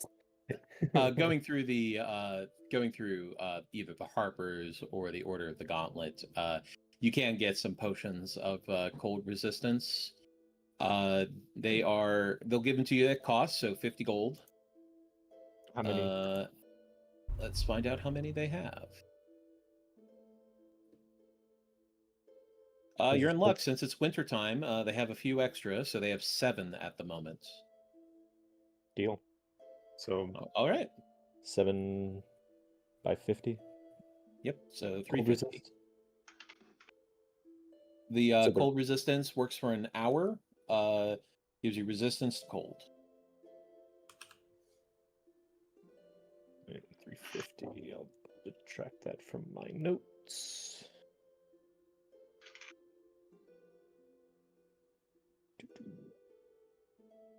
Everybody is able to locate winter gear. Most of it is just like fur-lined cloaks and insulated traveler's clothes, essentially. Things that you can wear underneath your armor. As or in your case, Arai, just wear, since you don't wear armor. Well, I don't Just put wear. under my Wait, no, cloak. I do wear armor. Yeah, you wear a breastplate, but that's honestly the breastplate is the best in that sense because it just all it needs to do is go over the chest. That's it. So you can wear The anything. breastplate, the best. Best Best plate. Shut up, fuck it. Best plate. The best. But I'm also happy I have my ring of cold resistance. That helps a little bit as well. There you go. Oh, perfect. All right. All right. I suppose we shall sally forth.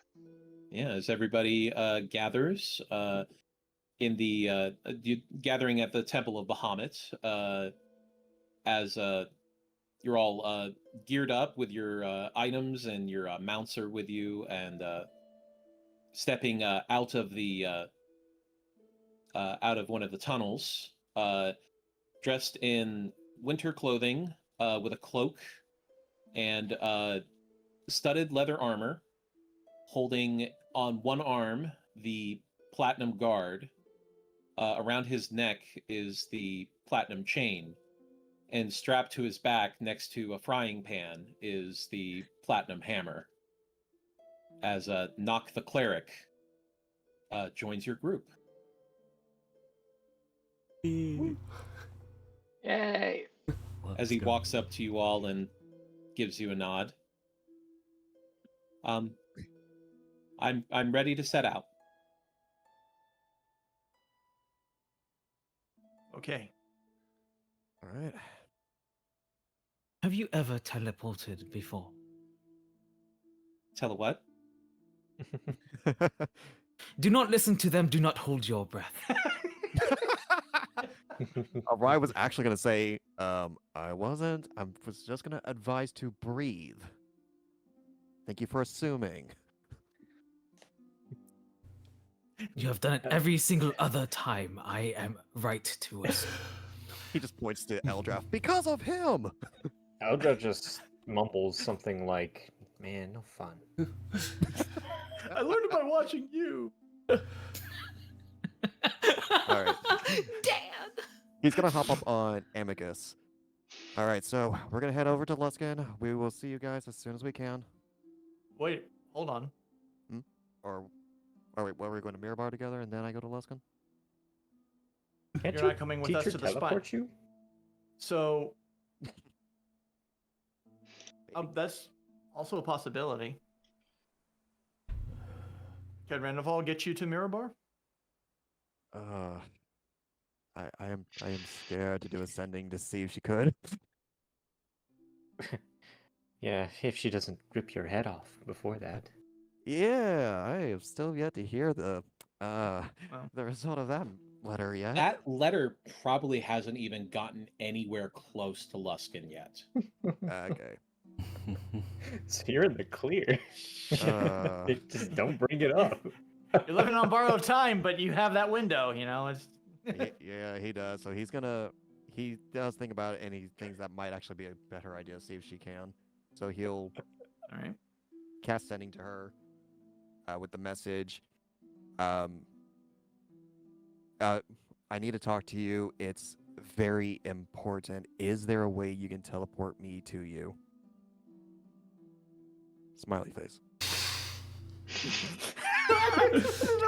there's no emojis in the sending spell. So He you says just smiley say the face. word, smiley face. Bat's eyes. Oh no! Don't put the poop emoji in. Don't do that. No, please don't. No. Oh man. These millennial wizards throwing their emojis into the sending spells.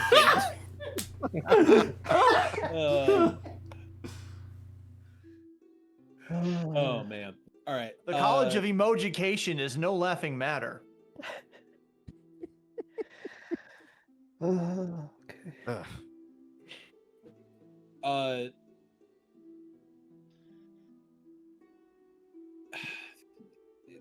can't really teleport you to her. There's not really a spell that does that. I think you were planning on teleporting to Luskin and then having her teleport you from there to Mirabar. Is that right? I mean, could do that. Well, she sends back a message that says, I am in a meeting with the Archmage. Oh. But if you can get here in 20 minutes, we can talk. There you go. 20 minutes. All right. Damn. She's with the Archmages. Yay. We'll meet you in You met the guy. Mirabar when you're done. Oh, sorry. Remember, you guys met this guy. His name is Mhm. Kashan. He is the Archmage for the Arcane Brotherhood. He managed to cast legend lore on somebody instantaneously instead of 10 minutes. He is scary powerful. Yep. Archmages be that way. They're terrifying. Then he's gonna put his focus on like the tower and attempt to teleport him and Amicus like just outside the door. Good. You remember not to teleport inside. You'll be here in 20 minutes. Okay, well. Nope, now he won't be here anywhere ever again.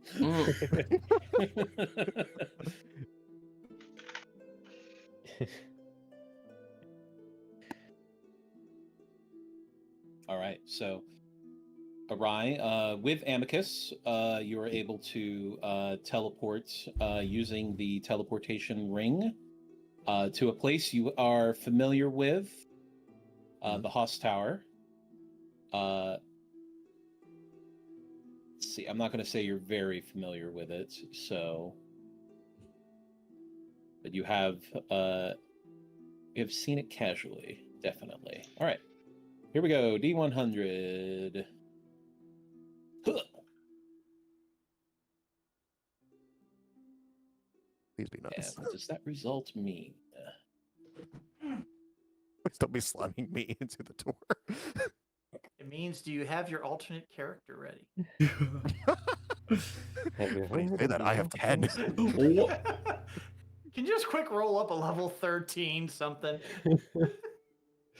That would be mean. That would be. Yep. All right. Arbards, come back in. I'm kidding. Gonna see Noel a little early. I need to do a little measuring here real quick. Oh dear. Oh. Excuse me while I measure how much your face is gonna plant something. Because you didn't hold your breath. We're just like, we'll see you in Mirabar later. We teleport to Mirabar, and he's right there with us. Damn. Oh, that's about 700 miles from Waterdeep to Luskin. That's a long way. Okay.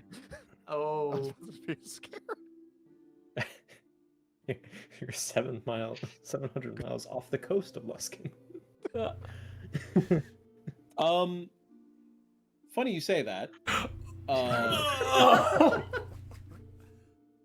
So, as you mount onto Amicus and focus, as you cast teleport through the ring, Yes. it's a good thing that you were on Amicus, as you appear over open ocean. Oh crap. Thankfully, if you give me a perception check. Ooh. I'm happy I'm with Amicus. Maybe Amicus should also do a perception check. Oh no. Maybe Amicus should do a perception check. Yeah, I need to switch that to normal too, by the way. I think we go up. Oh. Is this a How to Train Your Dragon moment? Probably. Ah, crap. Now I need to figure out where the Amicus stats are. That would be under your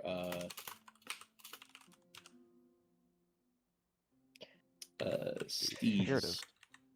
Found Well, we've greater been doing this for a Steve's. few years, Arai. All right, what do I need to press for his perception? Perception or score? wisdom if they don't have a perception score. Oh, come boy. on. Oh my god. He He got a crit natural one failed, and still did better still than you. beat him. He did, yes. As you Oh. you all start traveling in the direction that feels colder because you think, well, Luskan's to the north, so obviously we have to go towards the north, and it's colder at the north, so we'll go in the direction that's coldest. You fly off. Thankfully, after flying for about a mile, you see in the distance a ship that is several ships that are setting towards what looks like a sliver of land off in the distance, and you realize, oh, it's it over there. That's okay. There we just are. veer to the side and start flying towards Luskan. As you landed about 28 miles off the coast of the Sea of Swords. Oh, So man. just a little bit out there, Ooh. not far, but enough that you didn't see the coastline at first. Regival doesn't need to know about this. Yeah, no, It's yeah, still a very definitely. new thing for you. As the rest of you watch as Arai just looks very concentrating and focused, and then pops out of existence. As Nock looks surprised. Was that supposed to happen? I'm sure he's fine. He's done this before. Oh, okay. Well, if he's done it before, I'm sure he's talented enough to make sure he gets it right. Absolutely. I hope he held his breath. Why did you hold your breath? No reason. Looks over to Okay, Zichi. let's go. Mm. Let's just go. I'm only warning you. Just think of the adventures you could have. To save, I figure we can get everybody and Crags in the circle. That's like gonna be the most of it. I think to help spare Zichi's spell slots, we'll try to just use the cube to get over to the Mirabar cube. I need to know real quick. By Harper custom or anything like that, were we supposed to send a message to them or something, or let them know that we were there, coming there? I mean, etiquette would typically say to yes, that's sending a little, heads up. The downside is that you don't really know who to send it to. That's true. Well, we'll find somebody there, I'm sure. Yeah, you've popped in numerous times in these situations, and it's worked out. So. Okay. All right, everyone, gather around. Oh, one more thing. He quickly goes over to Cam, whispers, "Did you get any snowshoes for Nock? Because there might be some deep piles of snow." I presumed I was when we were getting him ready for all of his adventuring gear. Yep. Winter gear, he would yeah. have gotten, winter gear. He would have also included something. Yeah, I made sure that he got the same kind of things that we got when we first went up to Vigington. Thumbs up. All right, everyone. Breathe normally. Here we go. And he'll go ahead and activate for Mirabar. Eldrath doesn't. We. All right. Wait, I gotta go to the bathroom. My favorite bathroom graffiti. Just wait, Scotty, hold on, I'm taking a shit. The shit is written upward. The eye is Oh dragged my out. God, yes. that's beautiful. I love that. Terrible, horrifying. It honestly, that opens up some questions about teleporter technology that I don't necessarily want answered. Yeah. But yes, as you all hear the familiar sounds of the whirling winds and the rushing air, as yet again you feel yourself stretched from one location to another, as you are pulled from Waterdeep all the way to Mirabar, which is all the way to the north here. What? Trying to pull that over. Here we are. As everybody arrives. Whoa. Except a rye. Nice. Yep. Except for a rye. Yeah, I'll have to make maybe I'll make a little one just for a rye. Just like a little one that's over by Luskin that just says a rye. It's gotta start off in like the ocean right here. Yeah, just floating tiger. Of course. 25 miles is actually like it was like 28 miles, I think. So you're like right Oh out. Jesus! Oh, Like, wow. This map is Like- bigger than I thought. All right, I see. Yeah, you're. All things considered, Yeah. not that far off. Where's Like, the at first you where's didn't the s- scale?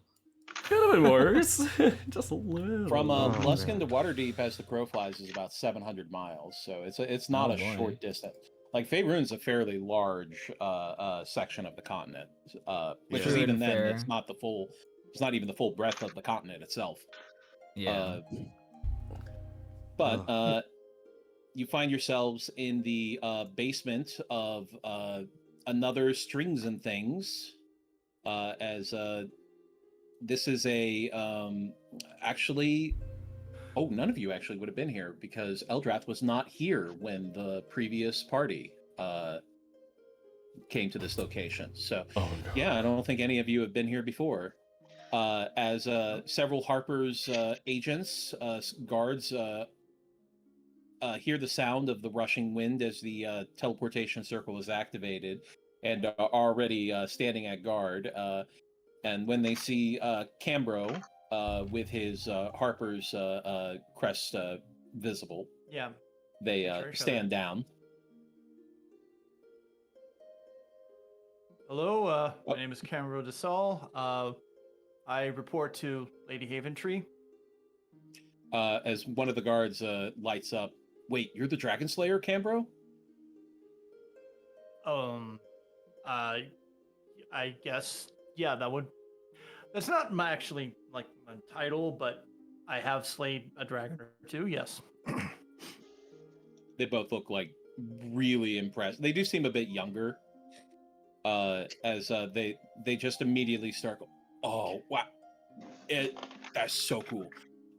Yeah, no, welcome to Mirabar, and I'm Kane, and that is Trent, and yeah, we're kind of in charge of the place at the moment. So anything you need, we're here for you. Dragon Slayer. Just Cambro, it's good. Just Cambro. Just Cambro. Yeah, no, totally. We'll keep it real casual here. You know, we like to keep it. That's fine. Not- That's fine. As Trent leans over and just elbows him. It's like, what? But yeah, whatever you need, we have resources in the rooms over here, as well as a couple of safe houses in the city if you need them. Just let us know. But we'll be here. Thank you, Kane and Trent. It's a pleasure. Thank you. He turns like to the rest of the party. Where should we start for what you're needing, Bastion? Or Do you what? have any ideas? Any? Ooh. I know that this Harshnag guy is out in the mountains, likely. I obviously don't know where he would be, but man. As Kane lights up, Harshnag, like the legend Harshnag. Yes, you know of him? I mean, they said that there's this like mighty warrior that's out in the mountains named Harshnag. I've never seen them. Have you, Trent, you ever been? Nah, man, never. I don't go out in the mountains.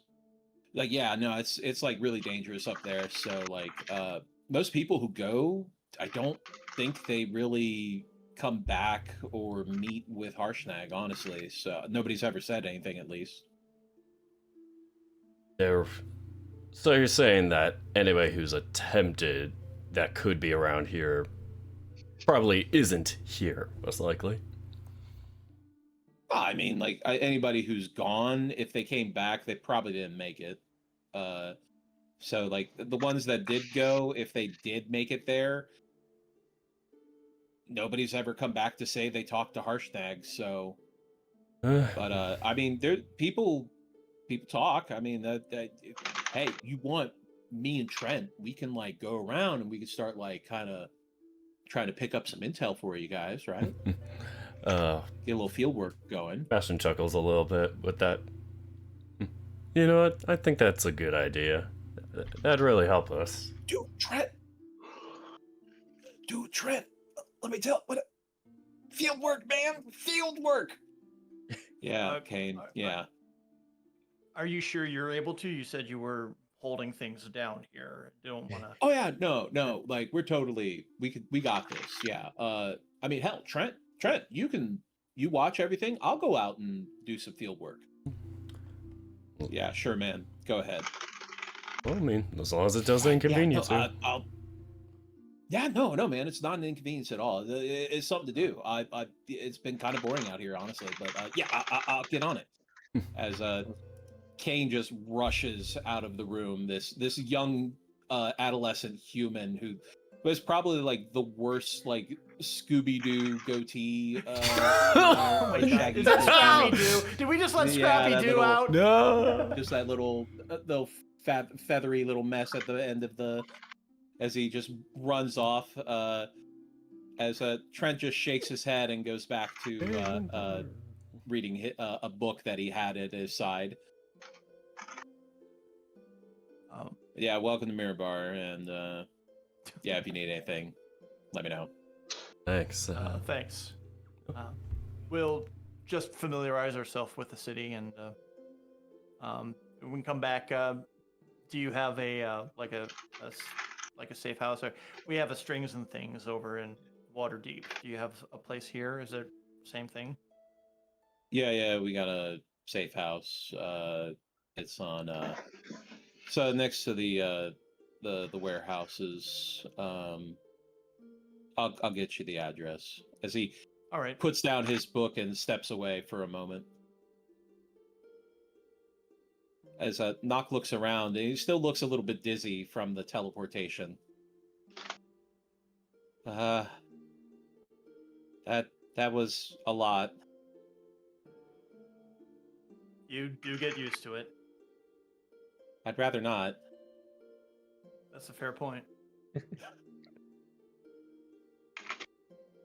As Trent comes back with a slip of parchment that just has a rough address across street, where there is a description of a safe house and how to get in. It turns out there's just a hidden key that's in one of these recesses on the house, so you just got to find it and then you're good to go. Okay. Thank you, Trent, and we'll probably be there once Kane has done his field work. Yeah, hopefully he doesn't get beat up like he did last time. Oh, maybe I should have helped.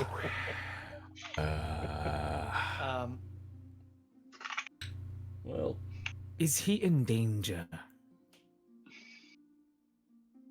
I don't think anybody thinks he's a real threat, just annoying. So, probably not. Well, thank you for your help. We'll go out and explore. If we see Kane, we'll touch base with him. Otherwise, we'll be at the safe house. Okay. As he gives you a wave and picks up his book and goes back to reading. Go ahead and exit. As you wonder of Mirabar. As you exit the stairwell, it heads up and out of a building. As you exit out the back of the building and realize that you were actually underneath the strings and things. Well, that's convenient. Turns out it's a franchise. Yep. Got them all over.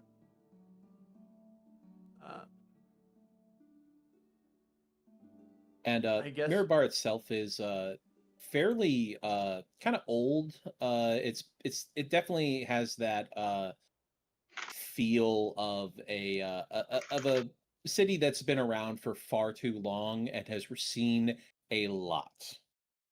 Currently, there is a nice crust of snow, only a few inches deep, so it's not too big of a deal. There's not a lot of people on the streets, but you do see people walking to and fro from shops and various other houses. But it does seem that most people are locked away inside from the cold and trying to stay warm.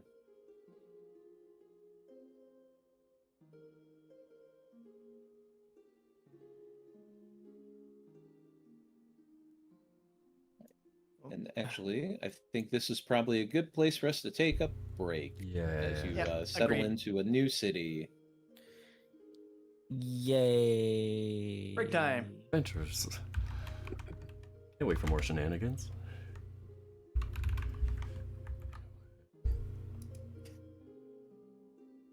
God damn you, Ethan. I just noticed the shit. Dodge this! Oh my gosh, that is evil. Oof. Sorry. You want to be hit, you pussy? You want to be hit? We have to see Knock Cough get. it up, bold! About to see Knock get like It'll be tumbled. relaxing. It's relaxing when you can't. Stress out. Don't worry. I can punch the stress out of you. That's perfect. You can't be stressed when you're unconscious. I beg my to God. differ, actually. Don't you know you're never unconscious? Oh. I've been Oh, unconscious. man. I've just been stressed. Oh my word. Okay, break time. Yeah. Yeah, break time. I'll be Everyone back. break time. Let's go to break time. Oof. I need to get some stress relieving snacks right now. Yeah, me too. Yeah. That's dinner for me. Alright, I'm gonna quickly deafen while I mention the whole thing about ads, blah blah blah. We don't do ads during the rest of the stream. This is the one time we do for the first initial few minutes while I run and get dinner and stuff. If you are subscribed, you get to listen to us chatting for an extra few minutes. Otherwise, you'll catch up to us in a few minutes. Anyway, I'll be right back and get myself some yummy dinner. Be right back.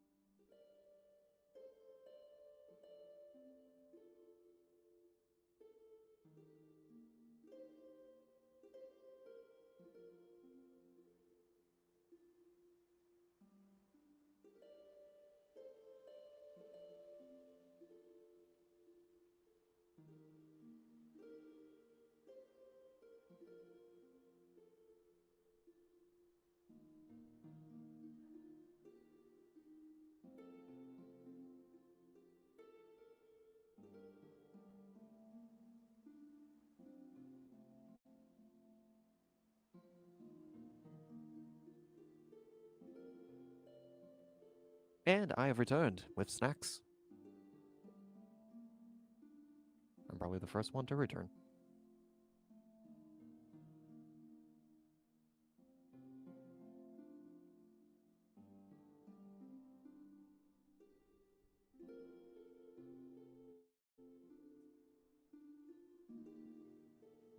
Oh, you don't have enough teleportation. You'll be fine. You'll be fine. I mean, come on. You've been there like maybe once or twice. It should be fine. No, get teleported over the flippin' ocean.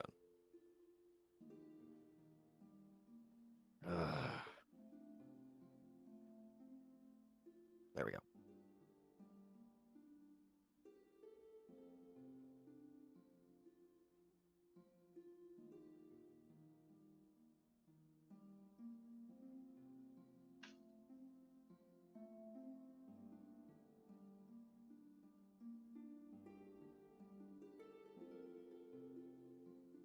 Teleportation, not so easy. No, it's not. How do they do it? It's the rules of that spell are very weird, but even if you're very familiar with it, if you don't have access to a permanent circle or an associated object, you still have a 25% chance of getting it wrong. So I just became unlucky. Yeah. So in this case, you haven't really been to the Haas Tower that many times. You have seen it casually enough. So you were brought. You've been there, so you had a little bit better chance. You had about a above 50% chance of getting there on target. But unfortunately, it just wasn't in the dice. It just wasn't meant to be this time. I have to have one thing go wrong. And not be able to blame Seeded. Not be able to blame Lewa for this. This one was all me.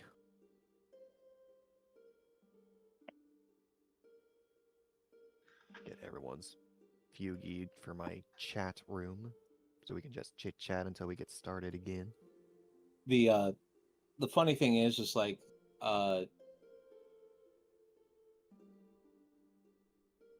you came up as off target, which means that I have to roll 2d10s and multiply them together to determine the percentage of the distance that was traveled. Which in this case is 700 miles. So I rolled a 2 and a 2, so you got 4% of 700 miles, which is about 28 miles. So you were off by 28 miles. Oh, so it could have been worse. It could have been way worse. Oh. If you should definitely read the spell. If I rolled if I rolled 2 10s, that means you would have been off by 700 miles in another direction. Oh no. Yes, teleportation is a spicy spell, so be very, very, very careful with it. It's all about how you make sure to use it in a particular way. That's why it was very important for Cetus's character to have that access or that item that was associated with a Koa, so that he could teleport there without any incident. Or my memory with Morningstar. Yes. There might be a reason why I have a packet of a Koa sand. I'm saying. Yeah. There is certainly something to be said about the weird little things that wizards might do that you don't you just look at it and be like, why is he picking up sand from this beach? Like, what the hell does he need sand for? And it comes down to like, oh, well, sand actually is a component for several spells, in fact. But also, sometimes, in case we need an associated object, I have it now. Clerics get also, not everybody gets a teleportation spell, especially not a long distance one. A lot of people can get like the short distance ones like Misty Step or Thunder Step, Dimension Door, which even though Dimension Door is like 500 feet, that's still considered a short range in that sense. Because Teleportation Circle can teleport you thousands of miles. I'm here. And teleportation itself can also teleport you instantaneously to anywhere in the same plane. With the caveat of you hope that you know where you're going. Yeah. So in a sense, I was unlucky to be where I wanted, but I got lucky that it wasn't worse. Yeah. Okay. Well, and remember, Renval even fucked up on her teleportation with you guys. I remember. Mm-hmm. Yeah, face slamming into the stables, I believe. Mm-hmm. You don't mess around with teleportation. It's why I enjoy playing like we're arguing, because it's just like, yeah. So, this is also why I was looking for something non-magical in Thay, but everything was magical, so I didn't want to touch it. I was like, no, I'm not bringing that. No, nuh-uh, no. So that does something. I don't want to touch it. Yeah, no. Even that pillow is evil. I'm not bringing it. And they probably, oh, they can probably track. Honestly, they could probably track it. Is the thing. That was So I'm like, that was no. the Tharkion's favorite pillow. It's a pillow. We need to use it. Who is the last to sleep on it? It's a pillow that has a portal to the elemental plane of air inside, and the actual softness of clouds. It's fantastic. The elemental plane of air. You mean the sky? Oh, sweet summer child. Yeah, sure. The sky. The sky, elemental. So the material plane is the result of all of the elemental planes combining at one point. So earth, fire, air, water, all of them combine to make the material Ether, realm. Poison, but the surrounding area. Almighty, curse, light, fairy type. I mean, you did discover the negative plane, the negative energy plane, so I guess that is the dark type. So yeah. Well, dark type's more evil. I think it's actually called evil type in Japanese. Yeah, but ironically, connotation to I it. think so. the negative plane would be ghost, because Giratina's ghost type and it inhabits the distortion world, which is basically the negative plane. So ghost type would probably be. Don't make me start thinking Noel as Giratina. Don't make me start thinking that. Well, I mean, Giratina's more like an inverse of stuff, whereas I assume Null is just nothing antimatter. So the way that Null put it was that they were part of the very essence of reality, and that they have always existed. They have never lived. They have never died because they have never lived. Well, someone's got to change that. We got to take him to a TGI Fridays. Well, on the opposite end of that is the positive energy plane, which is where all of life energy comes from. So, but these are like the very, very outer planes of the cosmology that like encompass many things in between. So, but air is just space. Yeah, but the elemental plane of air is a series of like cloud-like structures. Lots of people live on floating islands. Several people will, the natives of the elemental plane of air will fly on giant birds called rocks.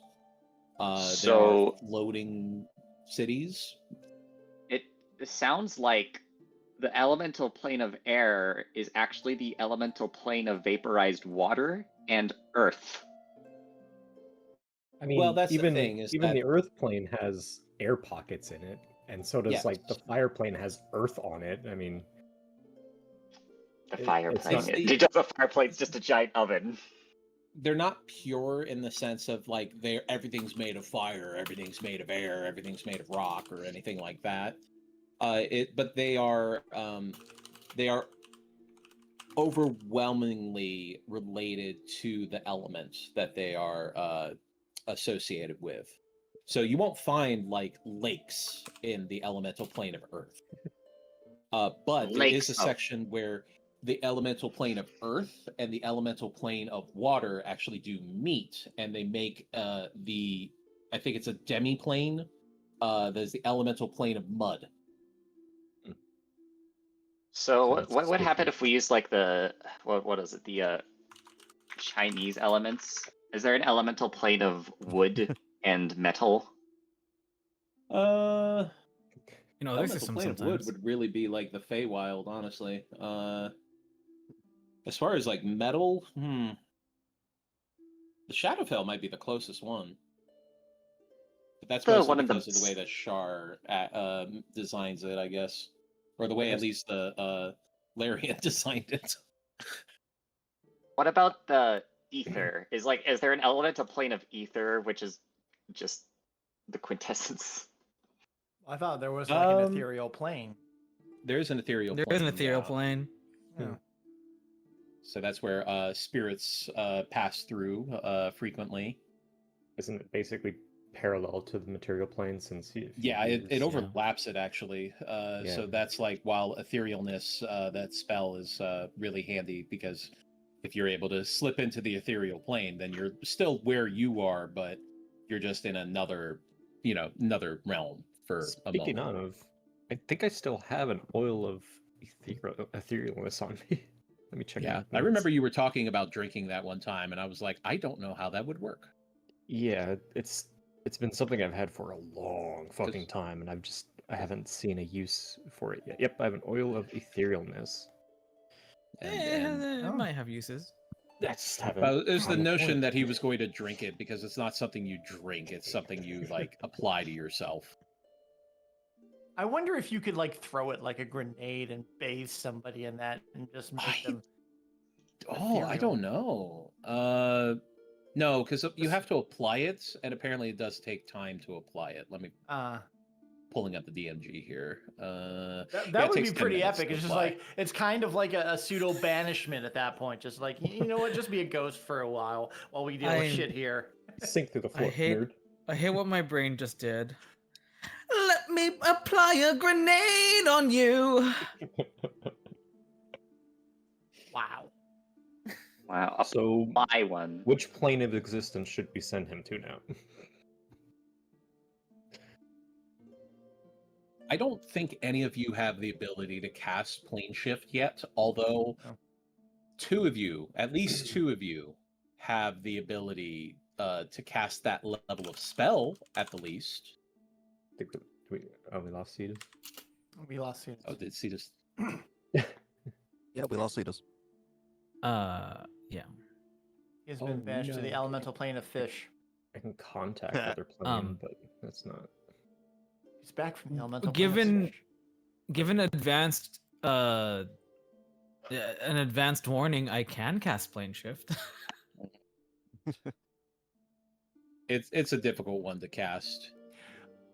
It's obvious we're not doing well with teleport. Why the hell would we mess around with planes?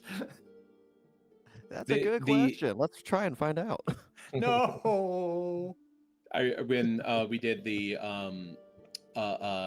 Archmage's Vault, and there was the joke about putting the bag of holding with the portable hole. And I had to stop and tell everybody, please don't do that. Yeah.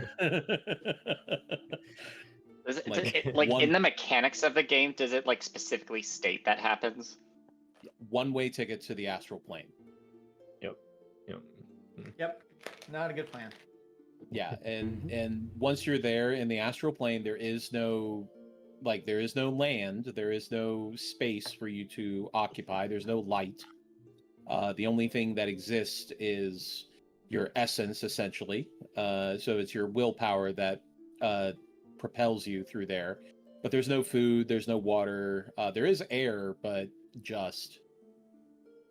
And it's a 7th level spell to get back from the astral plane. So good luck. I always thought of it like from the movie Treasure Planet, how they were like they could exist in space basically on a Find boat. your way to Dees and then beg someone, please cast Astral Plane Shift on me. Well, I think for that, it was just pretty much a common sense that it was like a force field or something that was keeping them to survive. All right. Well, let us get back into let's get back in it. things. All right. So, Mirabar. Largely because of its association with the mountains and the areas around there, a lot of like mining guilds, you would notice lots of dwarves running around, but it is mostly a human city.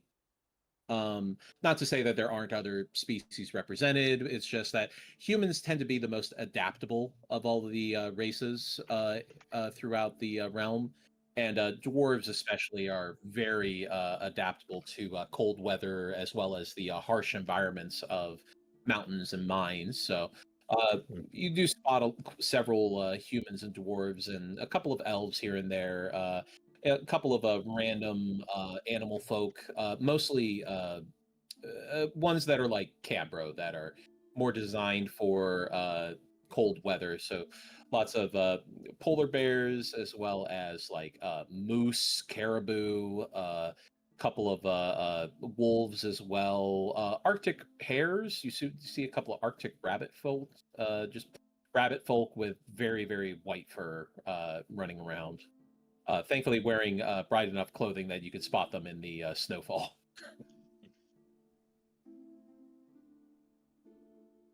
But welcome to Mirabar. Not very many dragonborn or dragonkin, I'm gonna guess.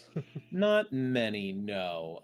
It does seem that the weather is not as amenable to most dragonborn. But also, you do know that a lot of dragonborn are very insular in the sense of like living in clans usually.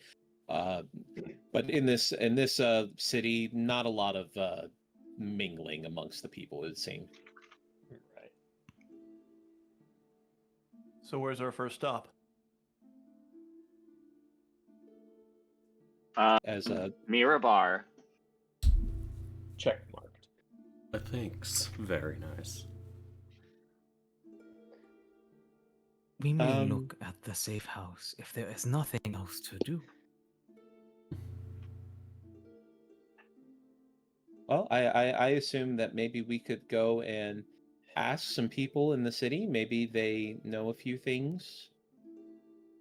If that's, I don't know if Well, that's a that's good my idea. plan. Or not. I want to know things. Tavern might be a good place to start.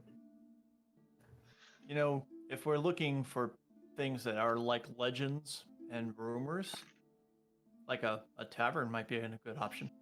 Oh yeah, I love those. Good place to start. Yeah. Any Number of So dwarves are around the here. There's spirits, probably like if you 5 or wish 6 so. of them.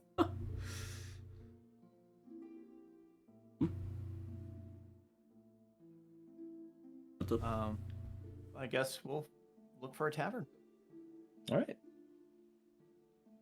right. Thankfully, because of the dwarven influence, there's no shortage of ale houses, beer halls, as well as proper taverns and pubs. But you find one that is especially hopping. Does have a fairly large number of patrons at the moment. A good mix of people. Lots of. But you notice a lot of people in mining gear sitting down for what looks like it could be like lunch, perhaps, or maybe a late breakfast before heading into the mines. As people are setting up for good meals, couple of tankards of ale passed around. But otherwise, looks like a full house of good, hearty people of working class types. I'll have Craigs stay outside. How's Craigs doing in the cold here, by the way? Oh, he's fine. Totally good. Oh, Yay. he's also got like an extra. He's kind of got his own like cloak in his wings, so Yeah, a little I'm bit. not worried Yeah. about him. But It's I'll probably have him in stay the outside. much colder, like if you get up to the further into the mountains, that might become a little bit more problematic. Mm. But in the meantime, you're good. All right. Leave him outside and go in with everyone else. All right. As you walk in and seeing the hustle and bustle of all of the patrons and the various waitresses moving past as they carry trays of food and drinks. As one of the bartenders sees your group come in and waves and says, "Hey, welcome in, welcome in. There's a table over this away. If I can get you all something to drink."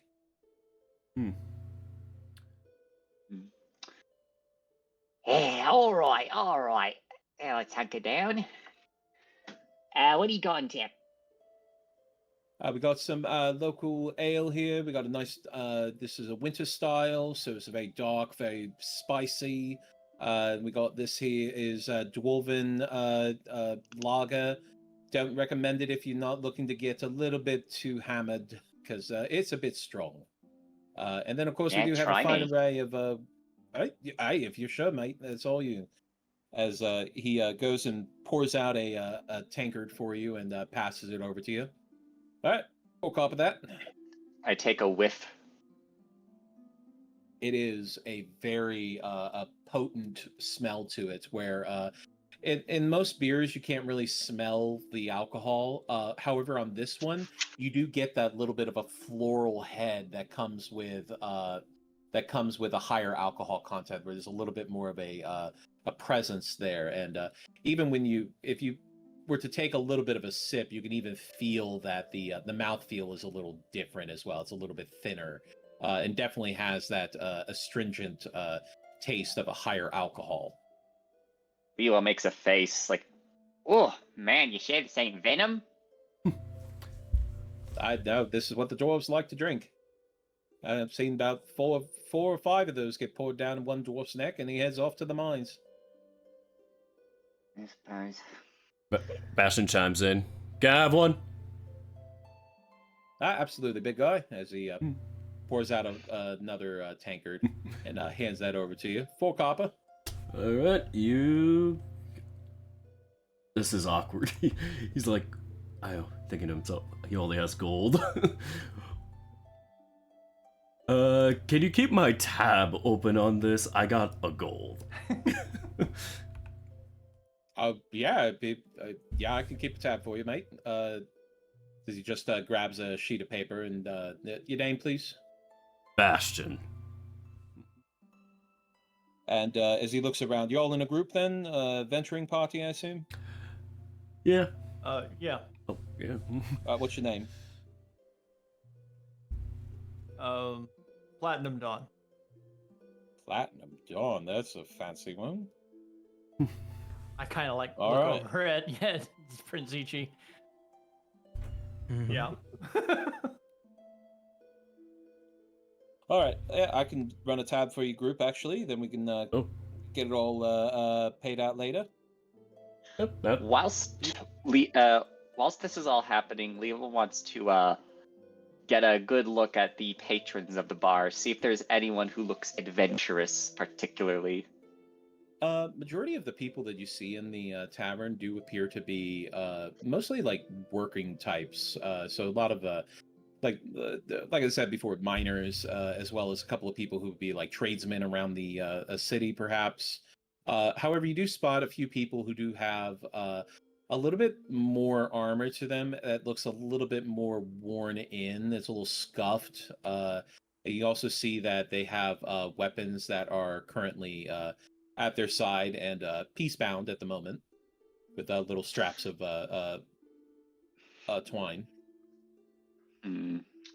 He was gonna try to find a way to, all smooth, like, kind of mosey on over within earshot. He's going to pretend to drink the dwarf ale. And as you're about to do that, I lean in and just go, "Hey, if you find any good intel, could you nod me over to them?" What? If you hear anything related to me or pertinent, I think that's the word. Yeah. Yeah. Don't blow my cover down. Yeah, I just noticed your specialty. He says as he's. That's a really funny joke. Yeah. I'll remember when I did that. Yep. Totally. Enjoy. He's going to pretend to drink. Whenever like he notices some eyes are on him, he's going to take like a very notable swig, but he's not actually going to drink it. Okay. Wow. Give me a Constitution check. Poured it down the Not a side. save, just a check. Wow. Okay. Okay, yeah. As you're able to take it into your mouth and not cough it up or let your face get the better of you as you pretend to drink it down, but really you just kind of slosh it back into the mug. All right. Now time to... You do see that several of the armored folks do look over and they see you, and they seem to size you up as they see your armor and your weapon and everything, and kind of recognize that you guys are kind of in the same field of work. All right. Does Liwa notice that they are looking? Yep. As soon as you guys make eye contact, in fact, this older human man with a big black beard and mustache holds up his mug and just kind of gives you like a little, like a knowing salute. He was gonna say, quote unquote, drunkenly. You might actually mosey on over at that point, trying to replicate that sort of drunken gait. He wants to be unassuming. Okay. Well, I would say roll deception if you're trying to convince them that you're drunk when you're actually not.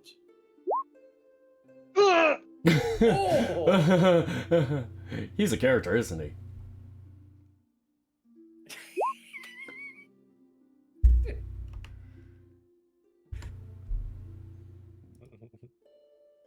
As Understood. they do spot you as you approach. What's everybody else doing while this Well, act is happening? while that is happening, Bastion starts chatting it up with the bartender. First thing he says is, quite a character, isn't he? Not the first one I've seen. Probably not the last. Oh, I'm sure. Probably got a lot of interesting folks in here. Oh yeah, no. There's always the people that are coming through. Lots of people that heading up into the spine. Some people heading further south on the tradeway. A couple of people heading towards they head towards Luskin, which not the most reputable place, of course, but there's work to be had out there, business to be had. Oh yeah, no, I definitely know that. I know a person or two who's out there. you said something about the spine, though. The spine of the world. Very. Yeah. There are lots of people that come out here. They seem to hear some kind of legend of some other thing.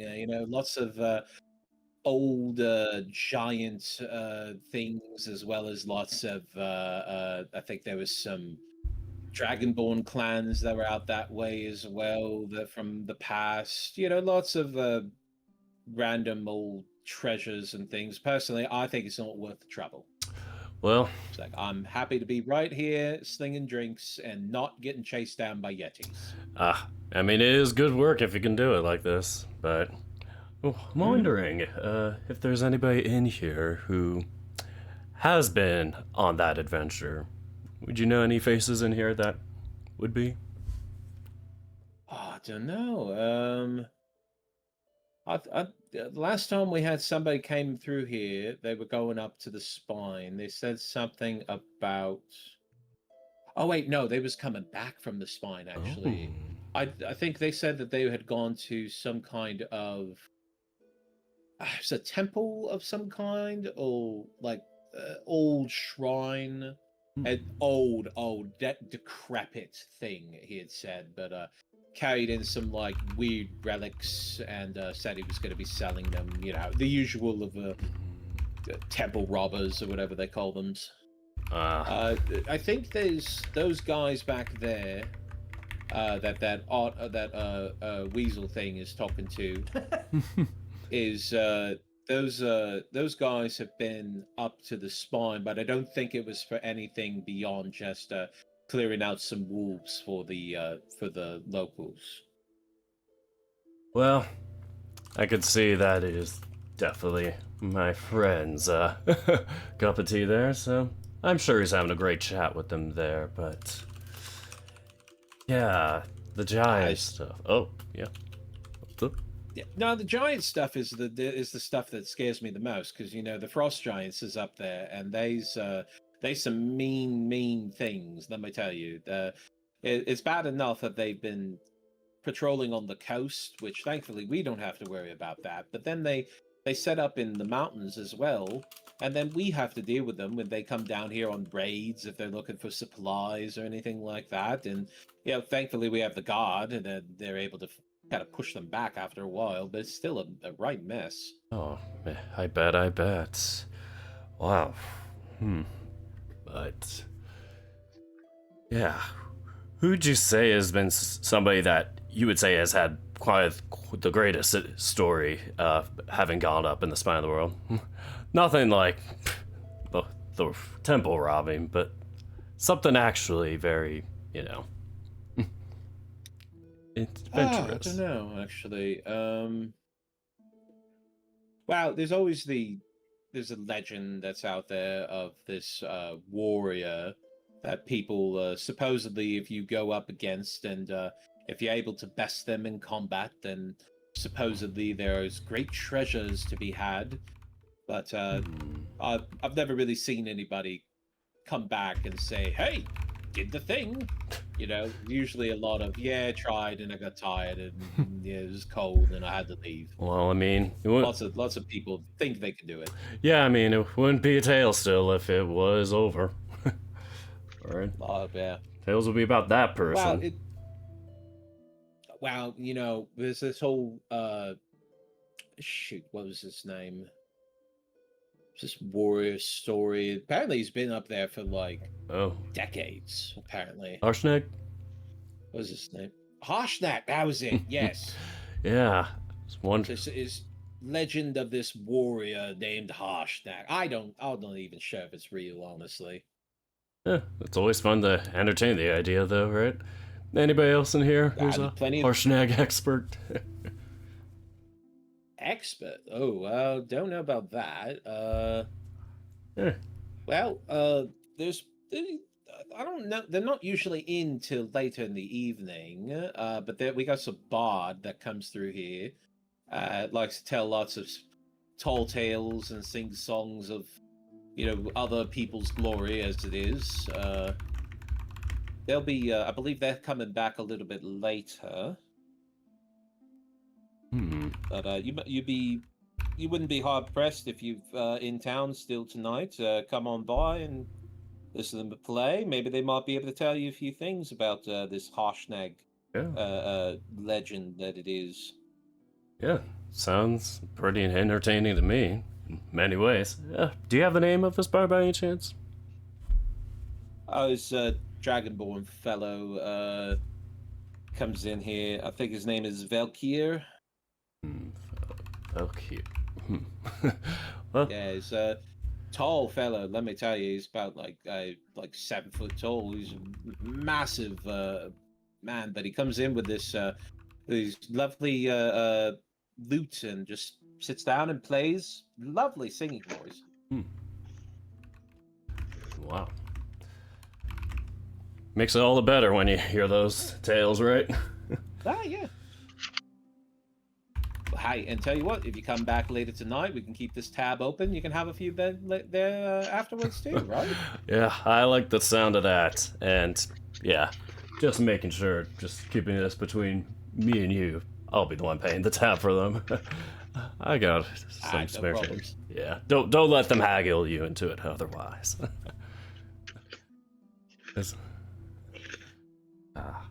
As the bartender does look over to the rest of your group. Oh, I'm so sorry. Did anybody else need drinks? My apologies. Oh, sorry to interrupt you. Would you happen to have any like fruit juices by chance? I believe I have some. Hold on. I got juniper berry juice. I don't know if you'd like it or not. It's a little bit bitter. Usually we mix it with the gin. Well, I could try it. I've never tried it before. I wouldn't take much of it as he pours out like a little shot glass, basically like a rock glass of it. He'll give it a sniff. Coming through the mic pretty loud. He'll give it a quick sniff test. It definitely has like a very fruity aroma to it, but there's definitely some kind of astringent, very like it almost like curls your nose hairs a little bit, like how you can just smell it that this is going to be a little bit on the bitter side. Well, he'll give it a shot. And as you take a sip, and it is very bitter. But with that being said, it does come through with a little bit more of a sweet bite at the end. So it is definitely one of those like, hey, once you get it past the front part, Cetus? then you get the rest. Cetus, you're loud. Yeah. Like, oh, sorry. You have a hot mic, yeah.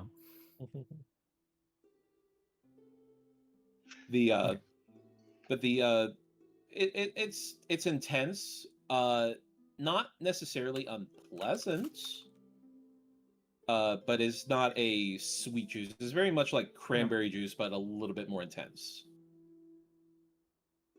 Well, that's new. It's interesting. I think it would have to grow on you a little bit. Hawk, is there anything you would like? Oh, tea? Do you have tea? I can make some tea for you, mate. Yeah, absolutely. As he goes to a little stove and moves a kettle over as he fills it up with water from a pail. So give that a few minutes. We'll have it for you. I was overhearing your talk here with Bastion.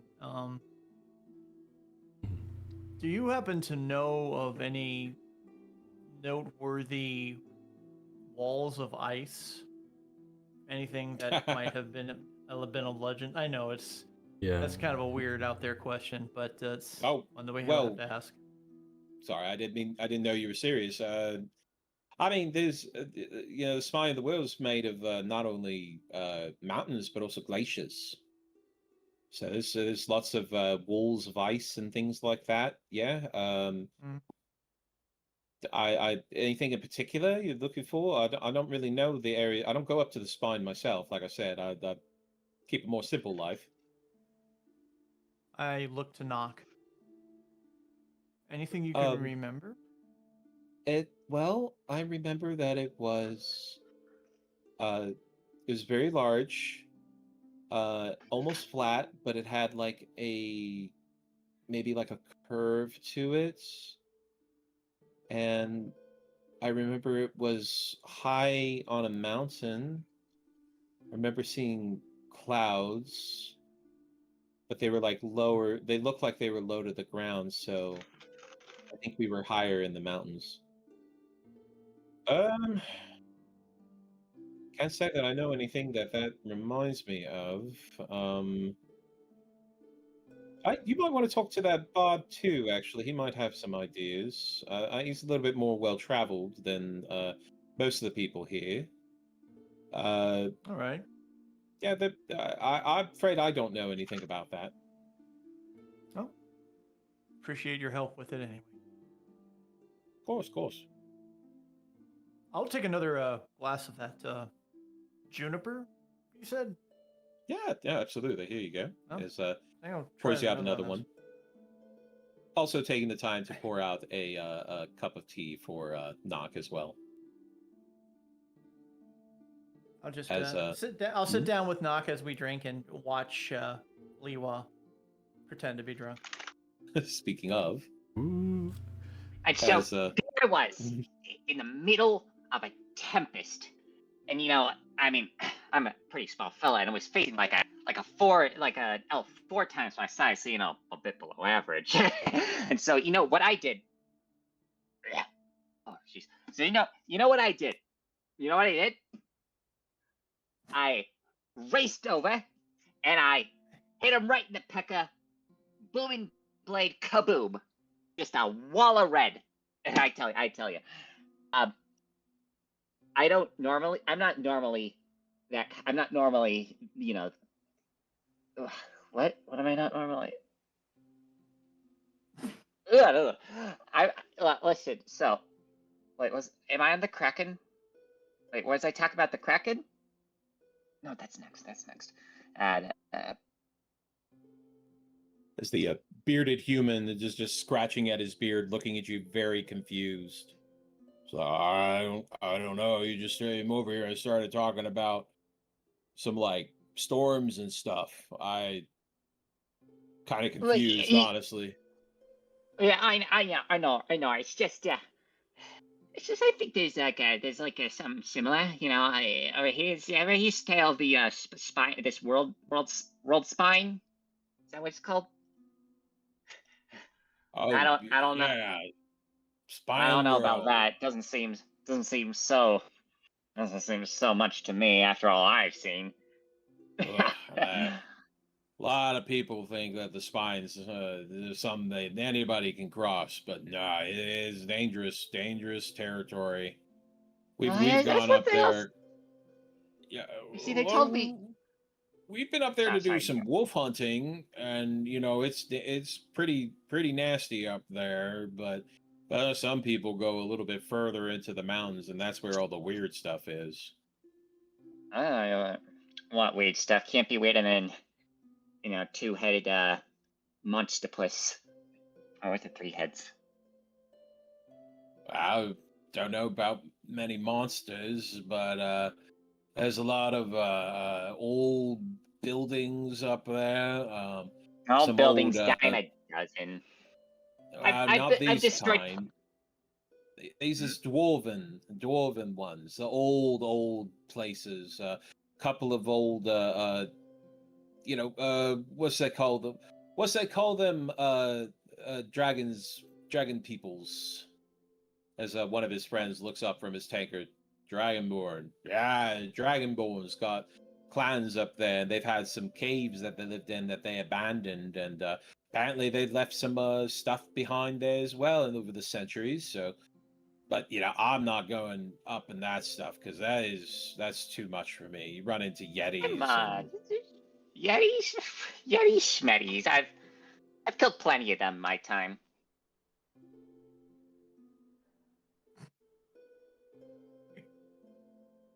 I mean, if you think you can handle a Yeti, that's on you.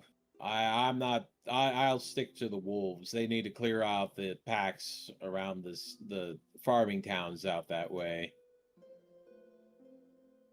Hmm. They start rushing in during the winter, looking for food, usually in the shape of the children or the residents. So we don't want They that to tend happen. well. Yeah. Oh, it's been lovely meeting you. What's your name? Kieran. Right. Yeah. I believe that. All right. Well, nice to meet you, Krill. I'm gonna go out. He says. They just turned to look at his friends. What the fuck just happened?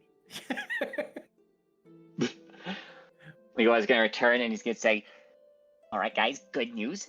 There are Yetis."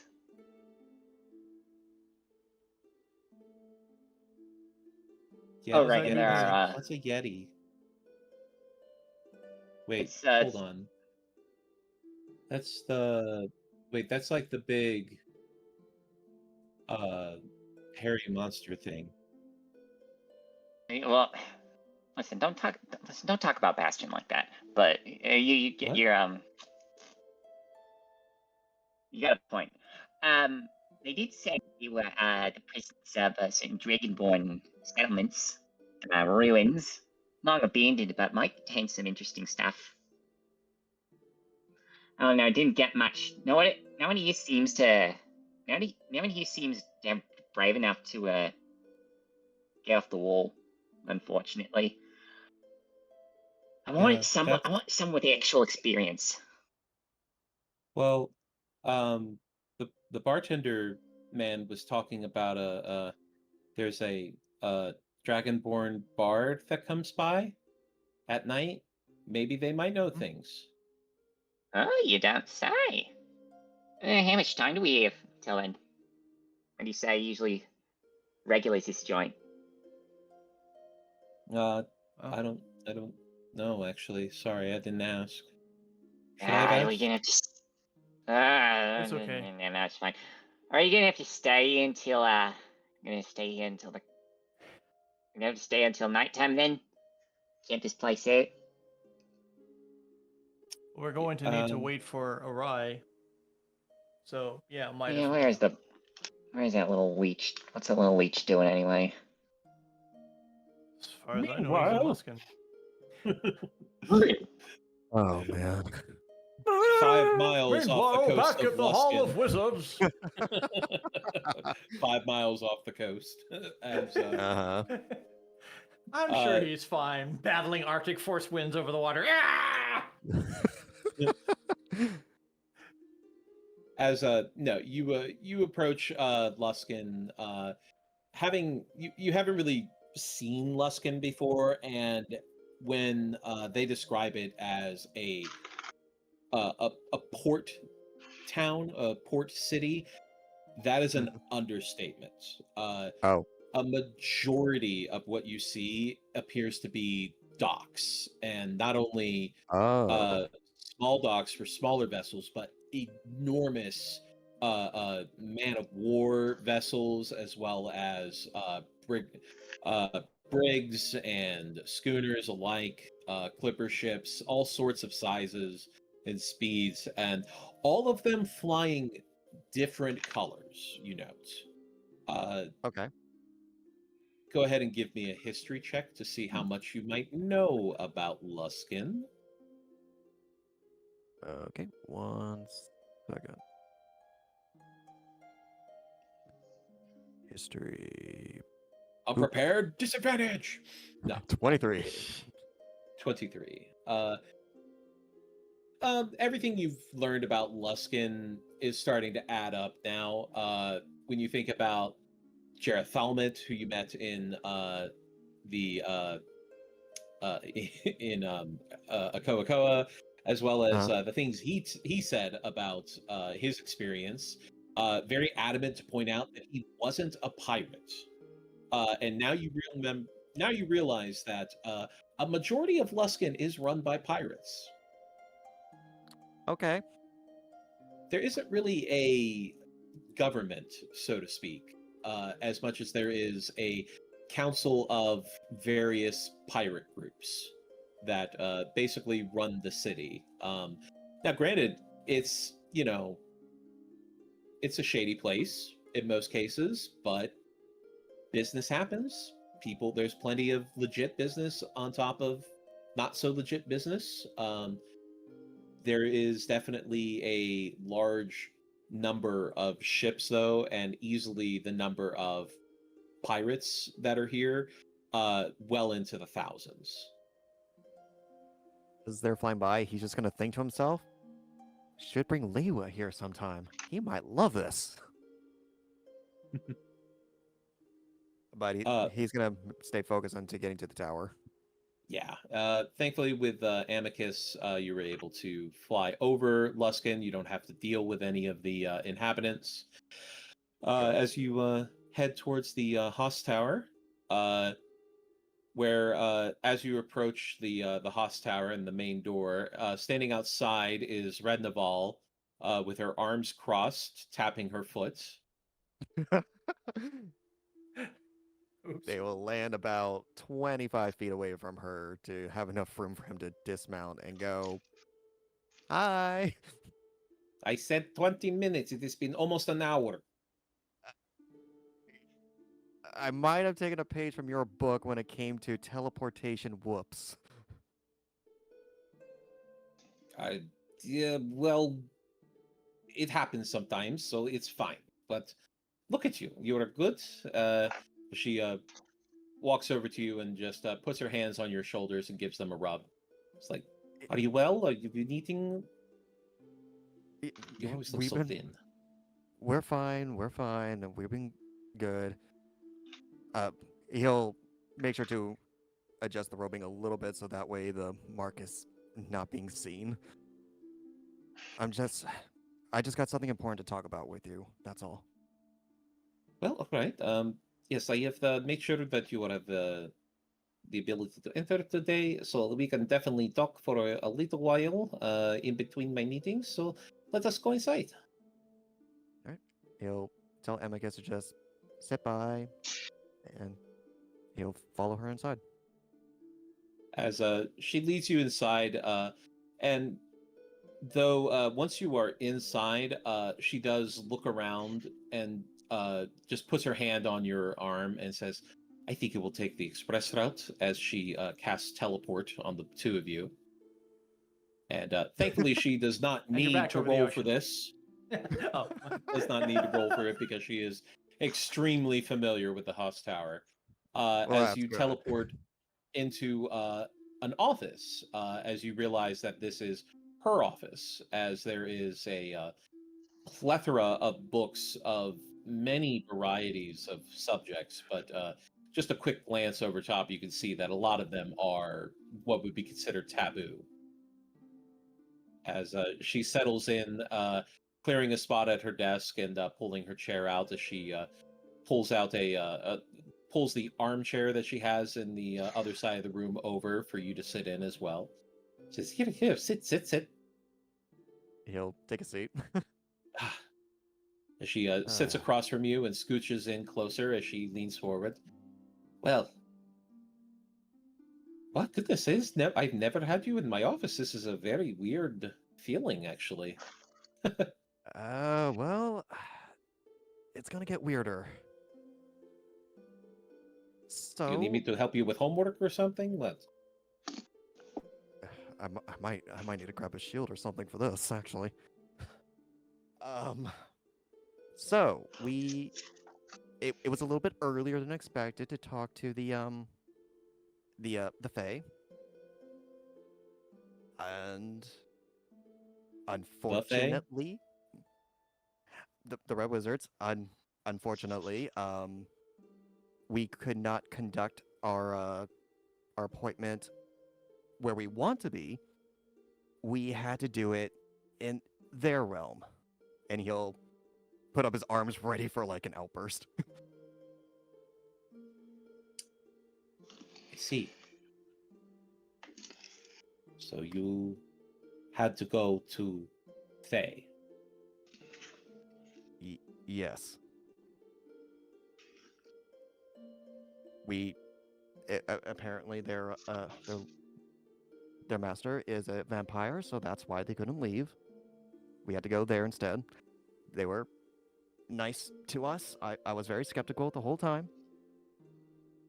And I met your former apprentice. As her eyes go wide. Iliak? Yes. Is he... From what I've seen, he's first off, yes, he is alive. He's healthy by the looks. He's learning from what he's telling me. He's learning what he can from what he'll hold up his fingers for quotations. Unlimitation of necromancy and other magic. And he had tried to talk me over to join. As Renival doesn't look angry, at least not at you. Mm-hmm. If anything, she seems a little bit sad, little dejected. But I declined him every single time. I have no need for their studies. I have no need for their world to make me stronger.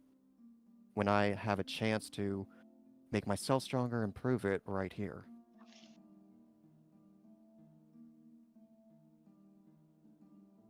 I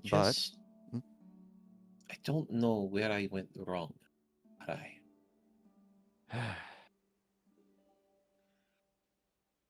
He's such a good boy. So much promise. I'm sure he did. But to his eyes, he didn't see that for some reason. He stated he felt held back, but I don't feel that way. I never did. I think the difference between you and him was that he was still afraid of all the people.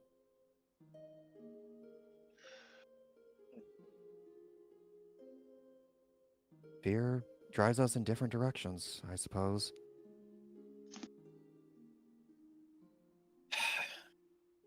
She stands up and walks over to a tea set that she has on a cabinet and pulls it out as she fills it up with a little bit of water from a pitcher and begins to heat it up by using prestidigitation. Before we left, he gave me one thing to ask of you, though. He wants me to ask you, what is hemocraft?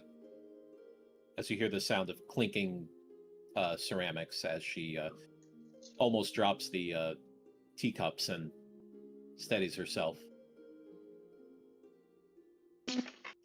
Hemocraft. I have not heard that word in many years.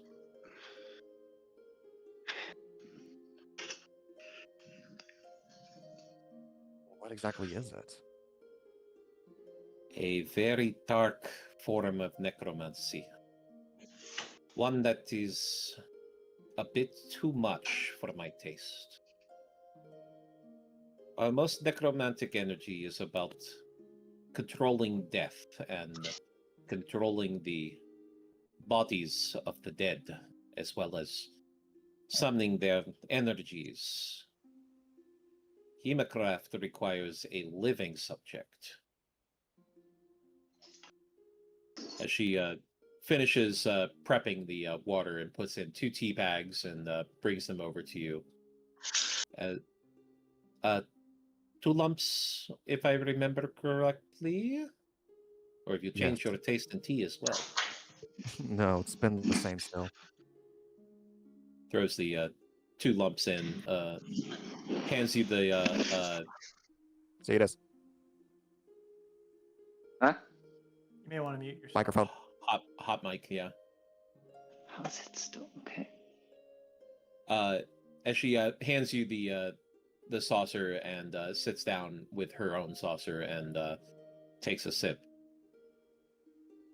He'll take a You sip of his own. understand that magic can exist in many ways.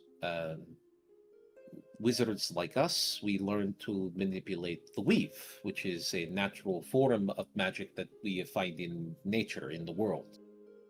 And then druids find ways to manipulate natural magics that exist in nature. There are also people who have an innate ability to use magic. People like myself, tieflings, people like certain types of elves. There is also, I believe, Dragonborn technically have some types of magical essence to them, leftovers from their ancestry. So the belief is that the blood also has a magic to it, and that by using the blood of a living creature, you can manipulate energies using those same energies that are found in the blood. In cases of people like me, it would be energy similar to the 9 hells, that is my ancestry. For Dragonborn, it would likely be more elemental energy, much like their ancestry. Elves, more arcane. It would be entirely possible to summon certain types of magic through blood, I suppose. But it is a very distasteful thing. Typically, it is involving the death of someone. The blood must be fresh. Say.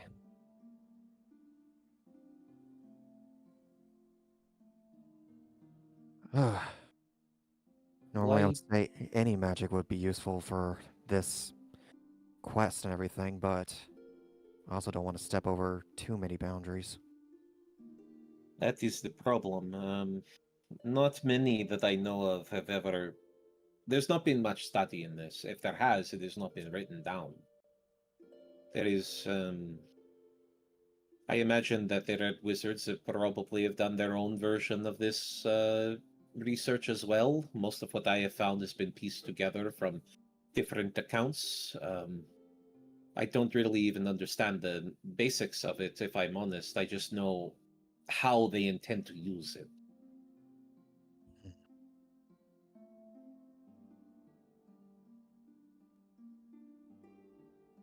So, quite literally blood magic. I see. Yes. Why I am disturbed that Ilyak has asked you to look into this. Trust me, I'm suspicious and concerned myself. But there has to be a reason behind it. Well, did you learn anything about this potential summoning? Perhaps the Red Wizards had more insights than we had been able to come forward. Nobody of the over mages seems to have any idea how it is possible to summon Tiamat from the 9 hells. Should be impossible. According to them, even they state it's impossible. That Right. theoretically, it can't even be possible for Tiamat to even be resurrected or released. So why this cult is even trying is still peculiar. The problem is that this is a divine seal, right? This is a Correct. seal that was created by gods. So that means the only thing that can break it is divine magic, which the only people who are able to wield divine magic are people like clerics and paladins, some kinds of sorcerers, but they are very different types of bloodlines there. It's very shaky. Well, I suppose. Have you ever been to the Temple of Kellenborg in Waterdeep? I think so. I don't know if you've met the lead cleric there. They are actually the lead cleric for the entirety of the Temple of Kellenborg, I understand. But they are a what do they call that? The Asamar, one of the divine descendants of a god. I mean, they are able to wield divine magic, but the amount of magic that would be necessary to break through a divine seal is... I don't think one person could even generate that much. We're talking about the levels of a god. That is why this is impossible, Rai, because the amount of magic that needs to be wielded and the specific type of magic that needs to be wielded is just not really possible by most people. What about those who have blessings gained by a god? I mean, same problem though. You're only talking about an individual. They can only handle so much of that magic. A god is a full essence of magic. It is more powerful. Is the difference between a candle and a roaring fire in the woods.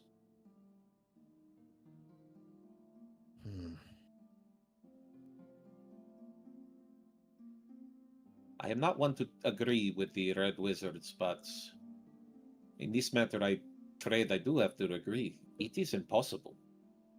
From every stance of magic that we understand, it's not possible to break the divine seal without magic equivalent of what made it.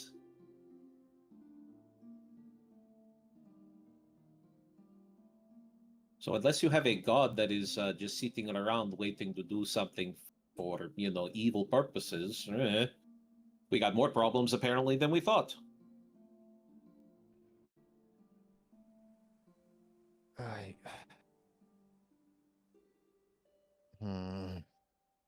So he's gonna shake his head a little bit and just sigh a bit. Here's a thing. We have, Cambro. He is able to have the blessings of Bahamut. Then we have Eldrath, who apparently he can speak with Tiamat. And then he'll shuffle half his robe off a little bit to show the mark. I have Null. Would the three of us be able to, if we're not careful? As the sound of a teacup hitting a stone floor and shattering, as her eyes go wide as she looks at you. Let's... how... Null does not exist on this plane. There is nobody who worships Null. He is a dead god.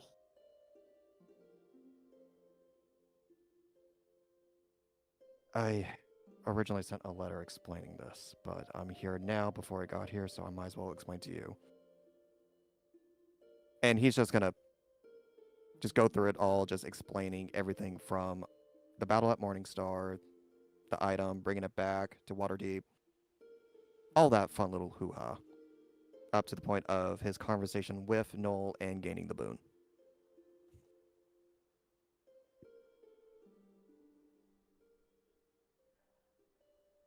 Negative energy plane. A plane of necromantic energy and death. And you were there. Yep.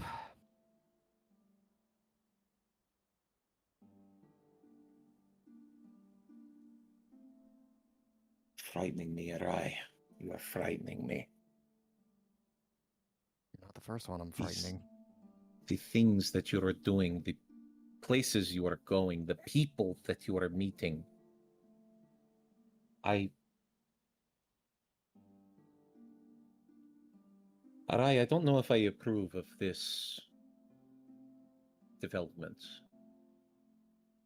Perhaps your time away from your studies was not the best idea. Maybe you are not ready. You have been led down many dangerous paths, and you're still going down dangerous paths, and there's always the chance that things could happen, and you would be. As she pauses, He'll Please. stand up and get his robe back together. Please, Arai. Please don't make me lose another son.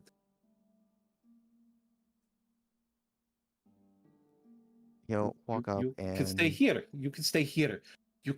We can petition the overmages again. We could. You have learned so much. You've learned so much. You would be an incredible teacher here.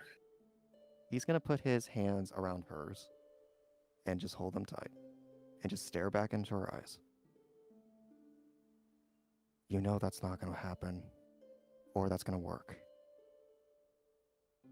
No matter where we go, no matter what we study, danger is gonna be around every corner to test us. You may not fully approve of this, but this is the path I'm taking, and I need to see it through. I will constantly come back to you, because you are not going to lose a son. I'm not going to lose another mother. I will never let that happen.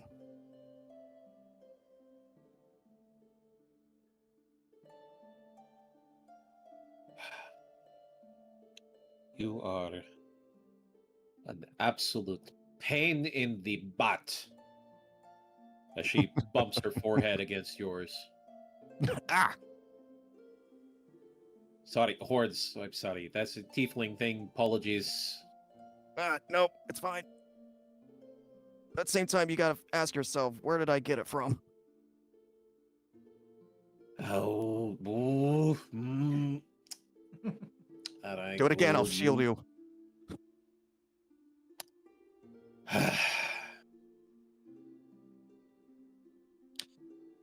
When did you become so big?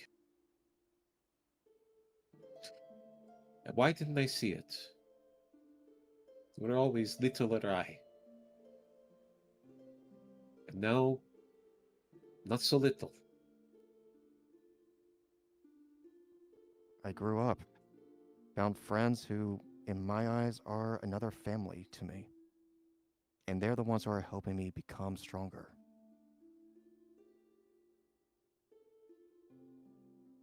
Well, I cannot deter you, and I cannot convince you to stay, so I will assist you to make sure that you do not die. I appreciate that. The one time was a weird experience enough. Yes, I can only imagine. She turns to her bookshelf and starts rifling through a couple of tomes before pulling out a rather loosely bound leather journal that has a lot of loose papers inside. Here, this is everything that I have collected in the studies of Hemacraft. It is not a lot, it's mostly just second and third hand recountings of things that they have seen. I don't know if it will be of help, but maybe you and your other, friends, your brothers, can help you. Thank you.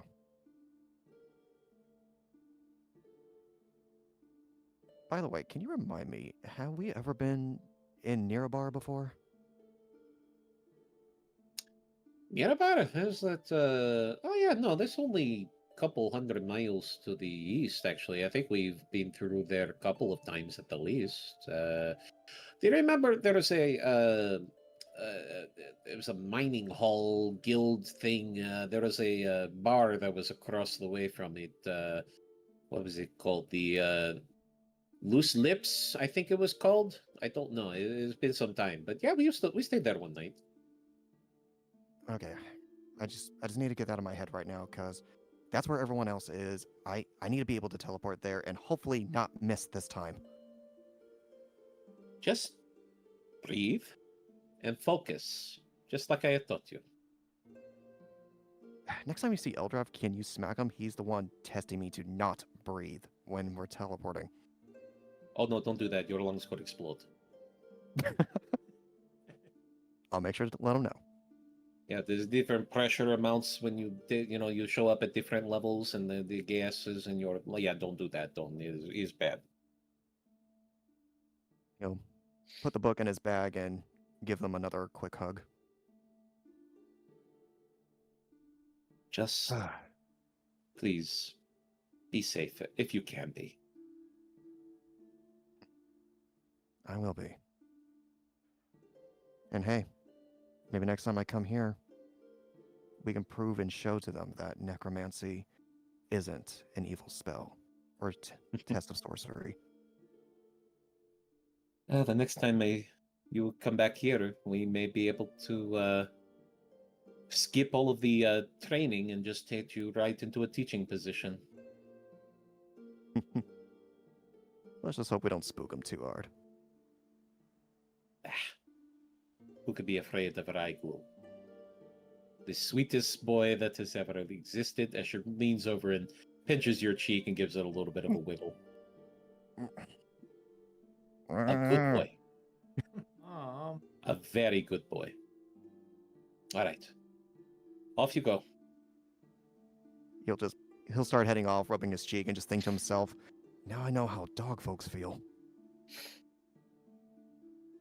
All right. He'll just make his way to Amicus to try again to teleport. As you make your way to the ground floor in the stables, where Amicus has wandered over to mingle with some of the other horses and critters that are there, and then you gather them up and are able to focus and cast teleport with your ring.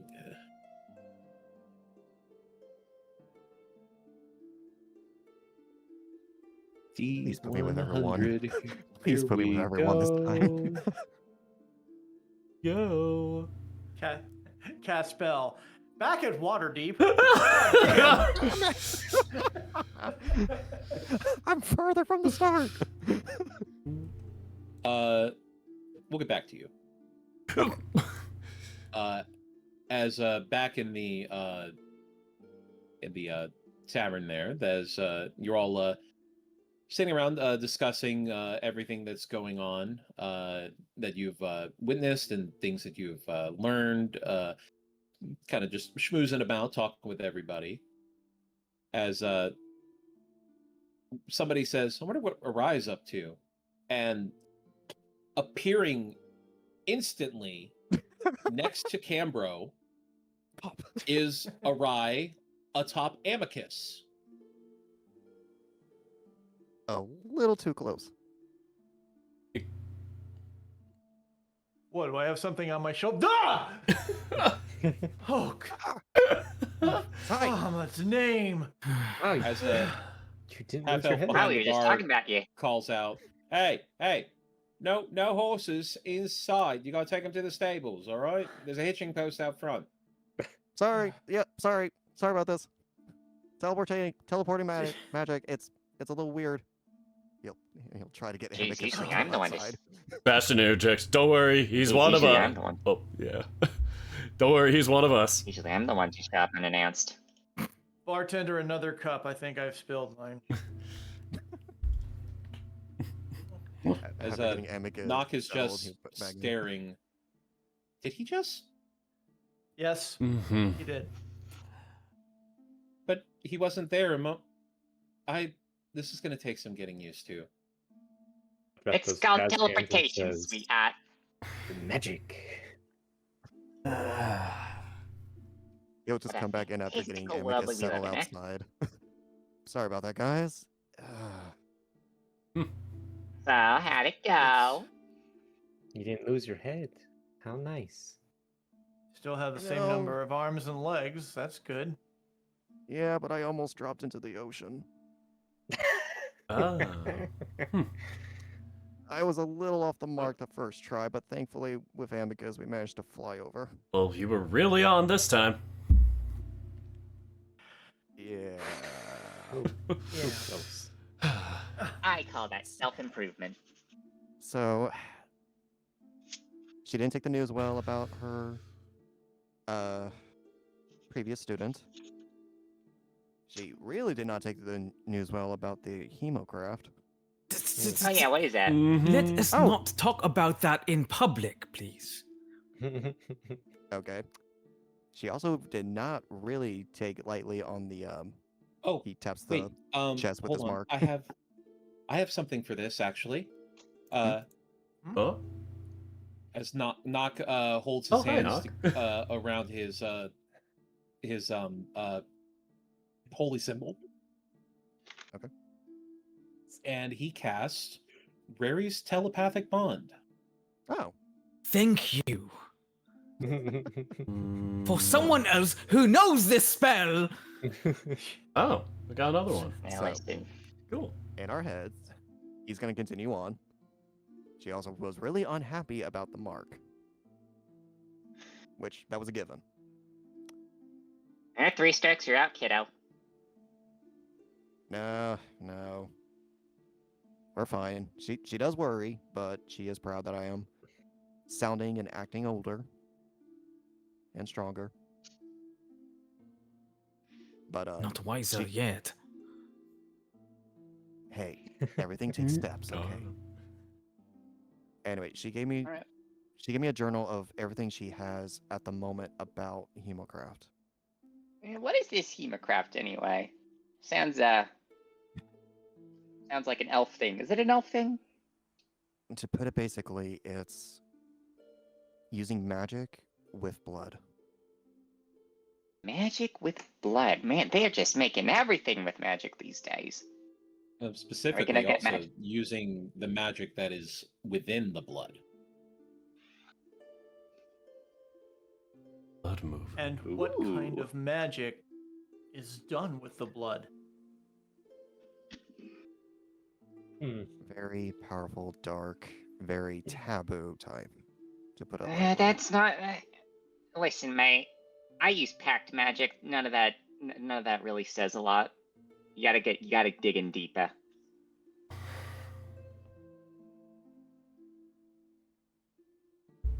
Do you It want? doesn't doesn't sound like. Go ahead. Do you want to be blood magicked? Liwa? I would not suggest it, considering it has to be fresh. Yeah. This is. Besides, unfortunately, I don't think I belong to one of these magical races. Oh, yeah, that's My true. blood is If full. if it's magic that's within blood, then certain races wouldn't have, because they're not inherently magic. Right? Yeah. Am I understanding that correctly? It is. From the example she gave me, it's like elves or dragonborns. Ooh, where they ZG have- looks like a. Don't worry. Hmm. All I'm going to do is just read it over and just take a look at the notes she gave me. Now, next question. I trust you'll make the right choice. He looks at Cambro over. Yeah, like the right choice about me choosing Null. Or accepting Null.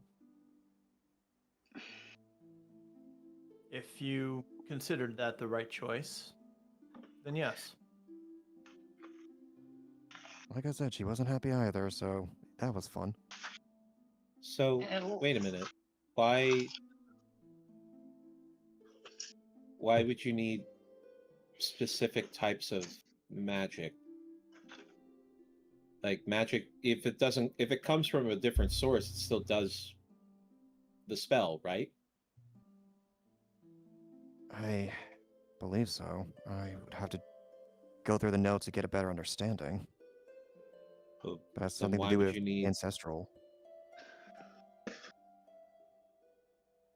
This is really confusing. Do you guys deal with this stuff all the time? Yeah, it's par for the course, honestly. I just take My it head's spinning as it already. comes. How do you think I You get feel? used to it after a while. It's something Yeah, new I just every like day. see, magic is this concept that just does whatever I don't understand. Bastion If I don't physically. understand something, it's magic. Bastion physically flicks Leo on the head. Does Rari's telepathic wand have a mute? I wish. Now, you see, How do we as kick Lewa said- from telepathic bond? Can we kick? Yes. Can we boot? as Lewa rubs his forehead. Now you see, this is an example of magic. I'm still not sure why Bastion's still with us.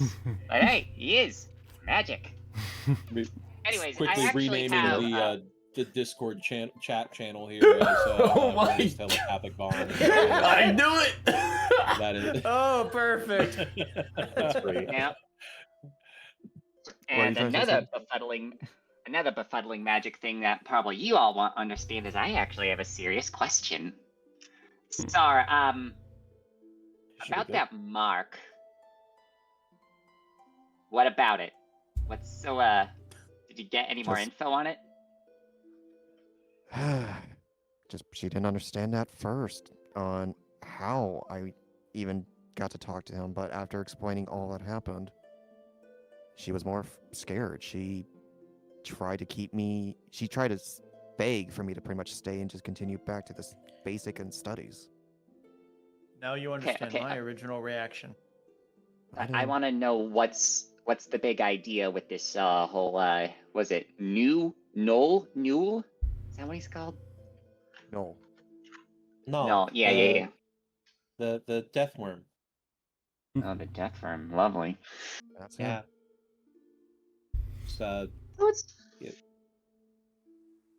It's pretty scary stuff because Null is the death of all dragons, as well as considered to be the what was the phrase I read in the book?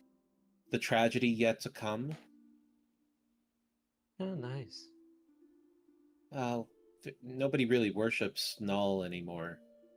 It's kind of gone. Eyes flick over. Yeah. Camera kind nobody, of side huh? eyes over at our eye. He'll just ignore the eyes and he looks around a bit to make sure if it's safe before slowly and carefully trying to secretly show Knock the mark.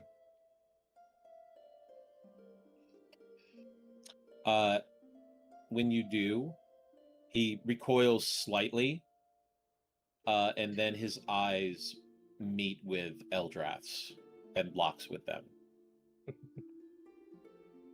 Blast from the past, huh? Unfortunately, it's a little too familiar.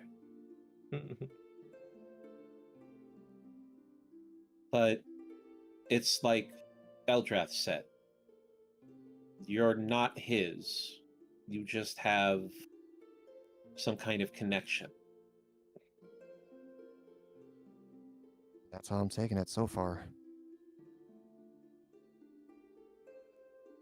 Well, be careful. Trying. Now, what'd you guys get over here? Not much. We're waiting for a bard, I think, to show up. He's got probably the most information around here. Mm-hmm. Tells tall tales, You- supposedly. A bard, you weren't able to get any more than that? Well, his name is Well- Valkyrie? Valkyrie? Yeah, he's a dragonborn apparently. 7 feet tall. So maybe he's okay. from the mountains. Hmm. Yeah, he's like really tall, Oh. Mm-hmm. like 12 feet tall. Yeah, 7. Oh. Wow, that's pretty tall. Eh, I don't think it's that tall. Especially when I'm... Anyway, let's... yeah. There is much to consider. However, depending on how much time we have, we do have time to squander, and I do not wish to do so. Do you have your notes about what has been discussed with your teacher?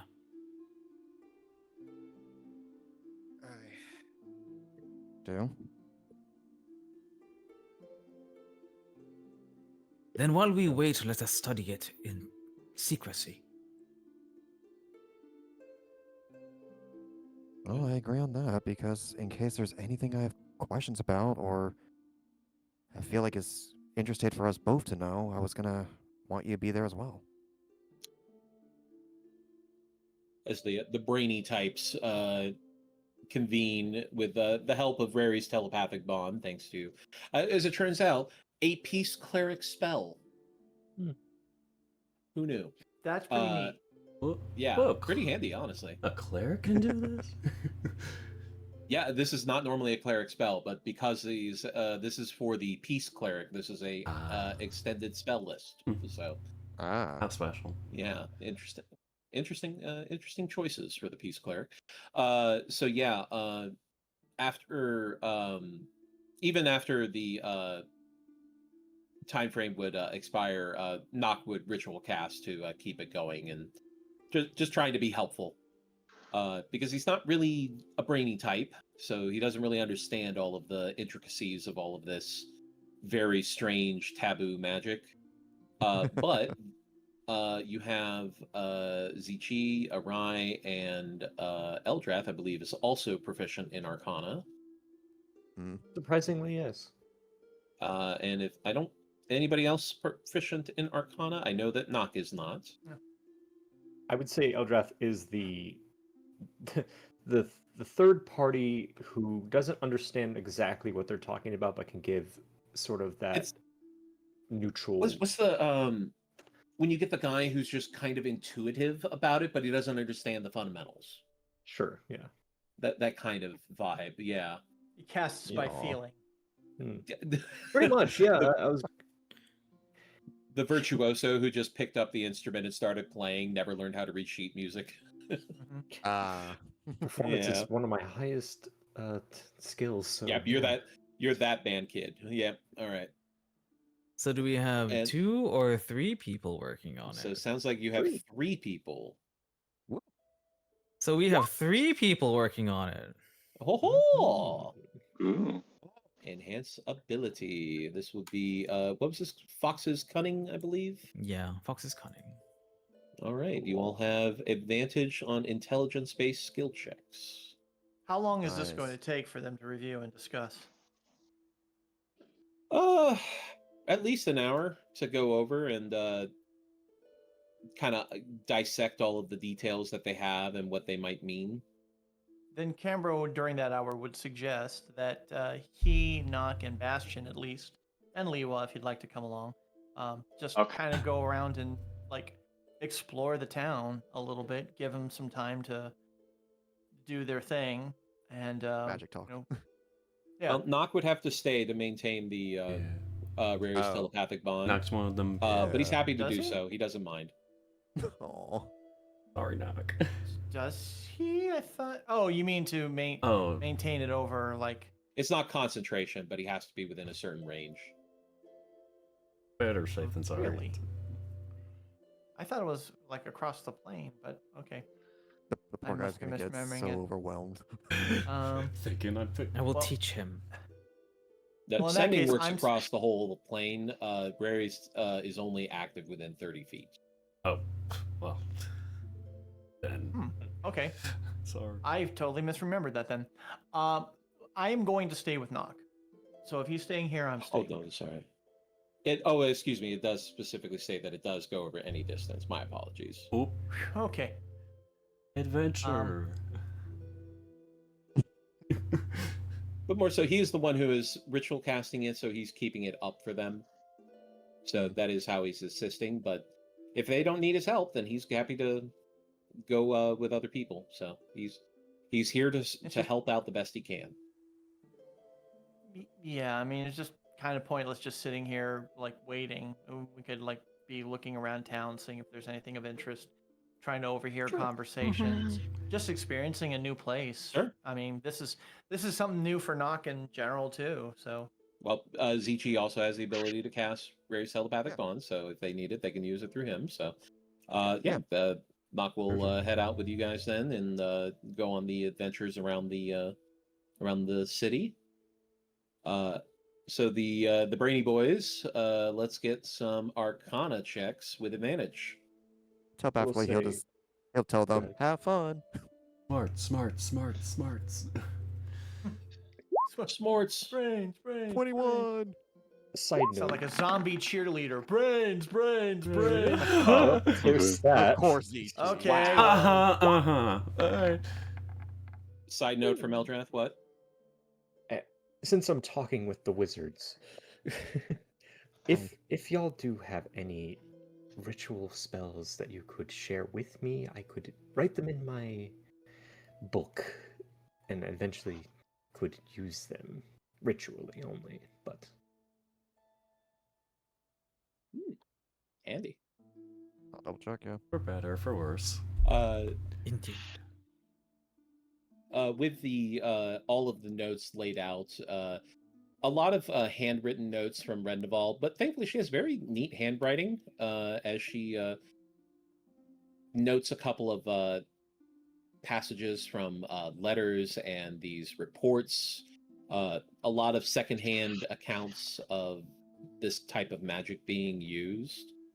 And as you all kind of break it down, it really does come down to it seems that any type of creature that has a latent magical essence to them, whether that is the ability to use magic or if they have magical effects about them that may be result of their ancestry, then that essence can be distilled out of the blood, it seems. And from what these accounts are discussing is that the amount of that energy varies widely, and such that many people who seem to have practiced this, as one report from a guard in this would have been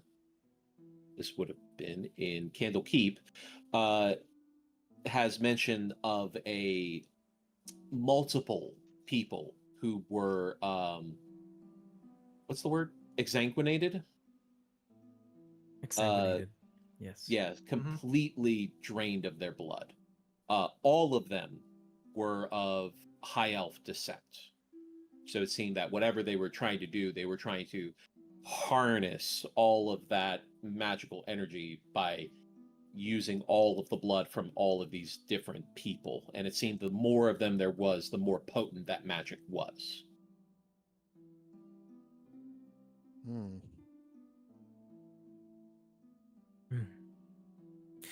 So, it is an extrinsic property.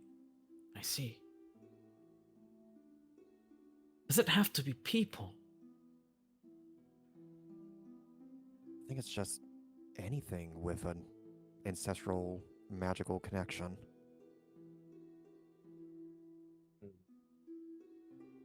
What if they were summoned? That actually might be a different equation.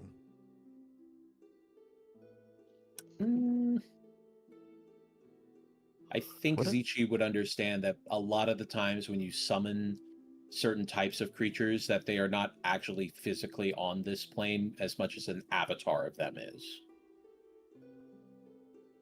So they may not have necessarily blood to let. But anything's possible.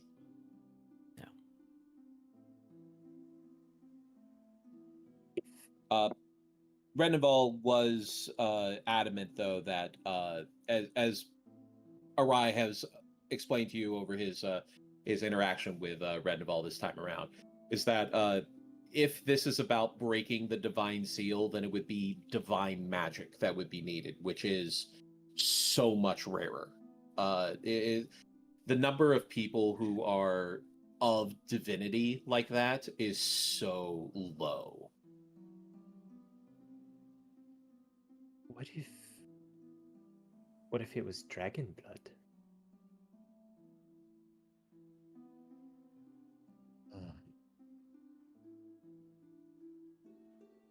Divine essence from dragons is a possibility. Eldrath, roll an intelligence check. Okay. With advantage? With advantage, yeah. Straight intelligence? Okay. Yep. Here goes nothing. Oh, wow. Nice. Eldrath, you take a moment while Zichi and Arai are discussing the finer details of divinity and the types of people that it would have, and the concept of like dragons having some level of divinity. And you have a moment where you remember multiple times Dragonborn were born from Bahamut's blood. Right.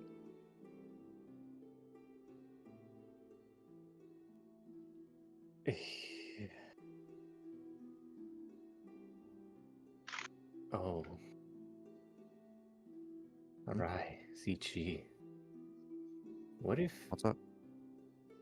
If enough Dragonborn were gathered and used as a mass sacrifice using this hemocraft? Arai's ears perk up a little bit. Oh.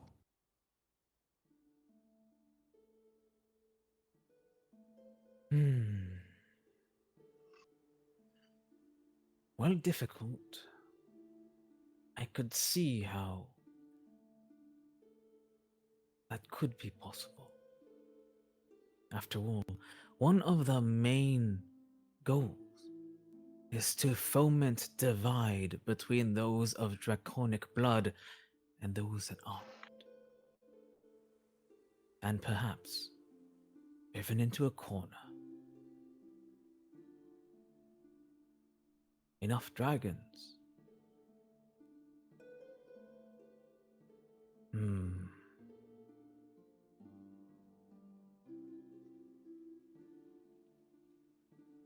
Much faster than abducting them one by one, of course. A grand scheme.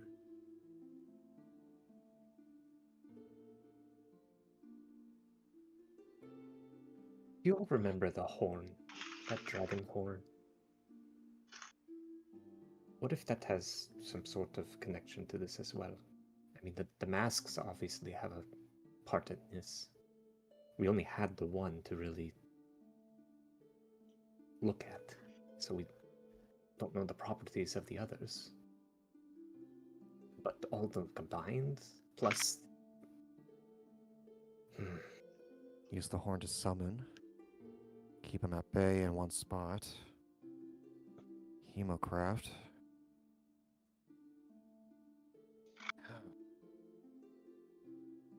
Can Zichi do some sort of... Can do an arcane check first to double check to see if there's any information regarding the direct descendants or the direct connection of Dragonborn blood. Does it actually go towards divinity, or is it more, because a lot of them are chromatic, or is it more elemental in that regard? And The, also, hmm, just well, knowledge of the dragon horn itself and how it was blown and how they were sort of they were made aware of it, but they weren't necessarily compelled. yes. So Eldrath has done a multitude of research into dragonborns and trying to understand where they come from.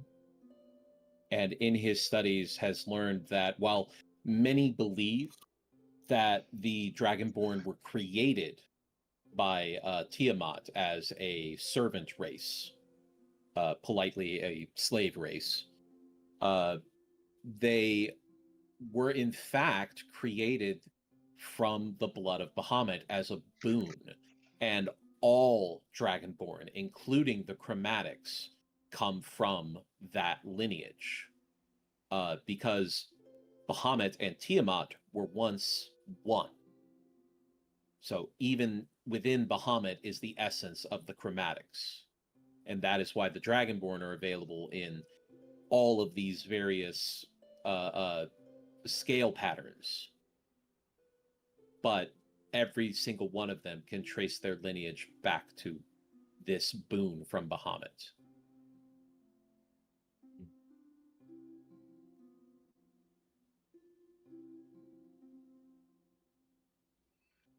Huh.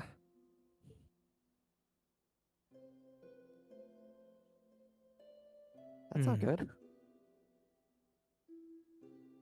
And as you all deal with this revelation, that's where we'll go ahead and call it for the evening. Oy. Hey.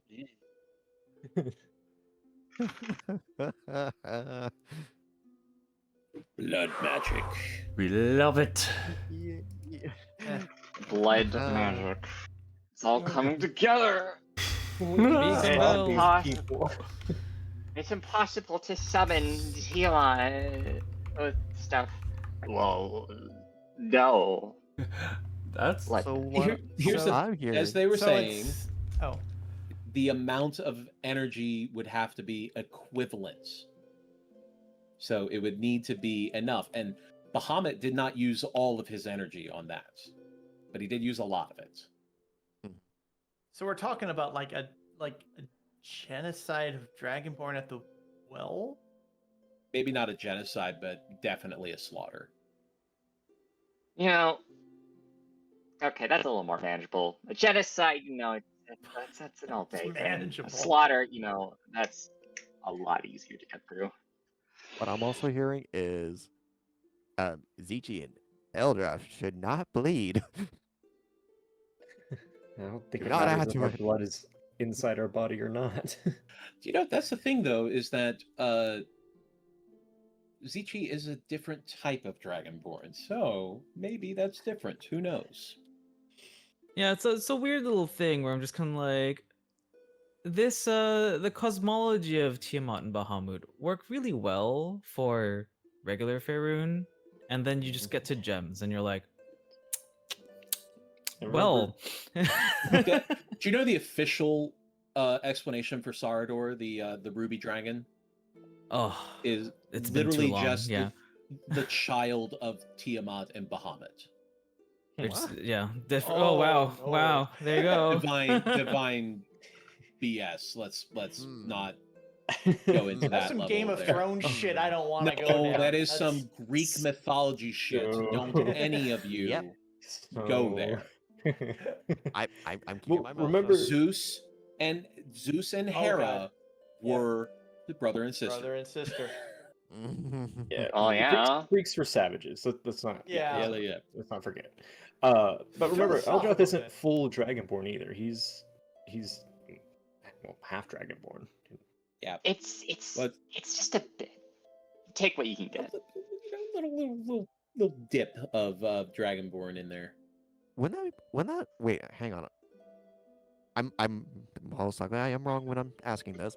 Would that also mean Nock is in danger too? Kobolds are not technically Dragonborn like. They are a different type of creature. Okay, So, good. but they are still dragonkin. He does not have any inherent resistances to elemental energy. He doesn't have like a breath weapon or anything like that. So kobolds Okay, are good. not the same as dragonborn or dragons. The child I is hope safe. this- Good. Hope this champion we find isn't like a dragon. Yeah, I was gonna say. It turns out Ooh. he can Well, summon that's the thing Tiamat. is that Dun-dun-dun. in Nox Vision, he did say that he saw a platinum dragonborn. Uh-oh. So he did say that, but of course, you all know that nobody has ever seen a platinum dragonborn because platinum is not a color that is associated with most dragonborn outside of Bahamut. So Yeah.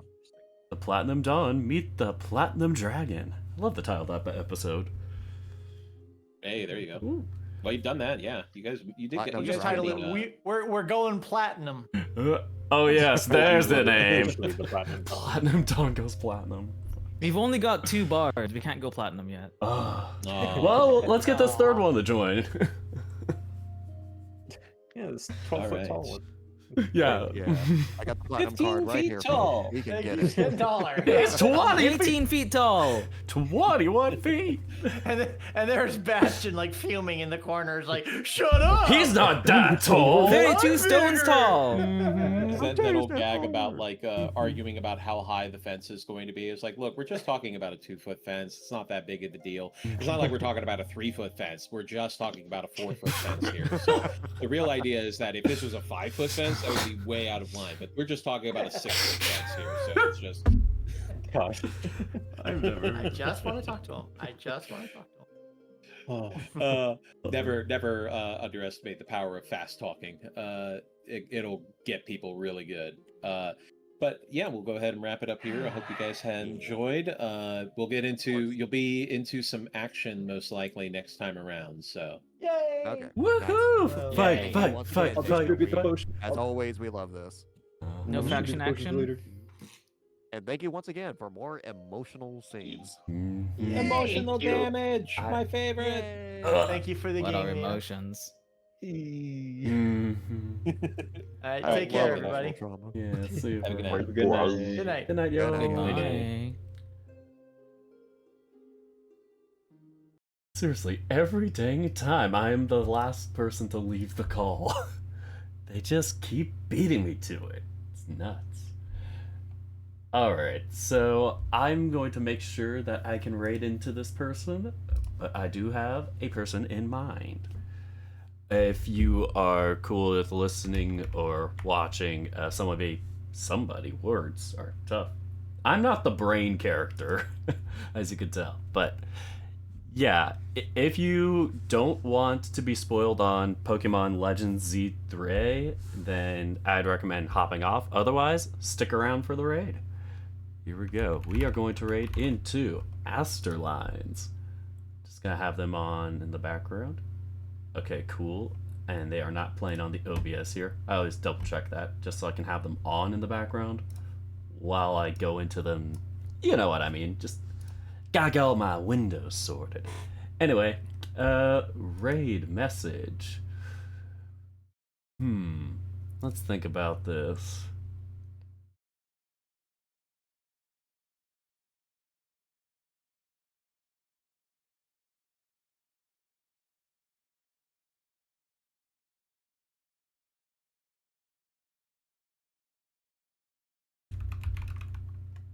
Let's just go with this.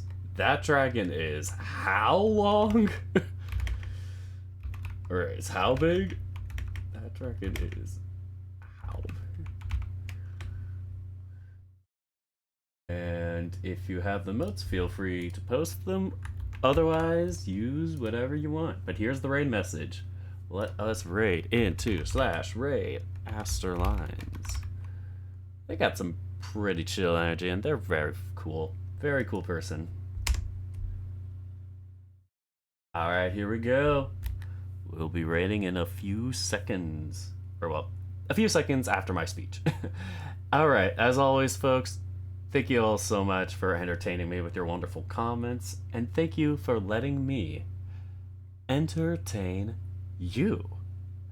Until next time, take care, folks, and have a wonderful night.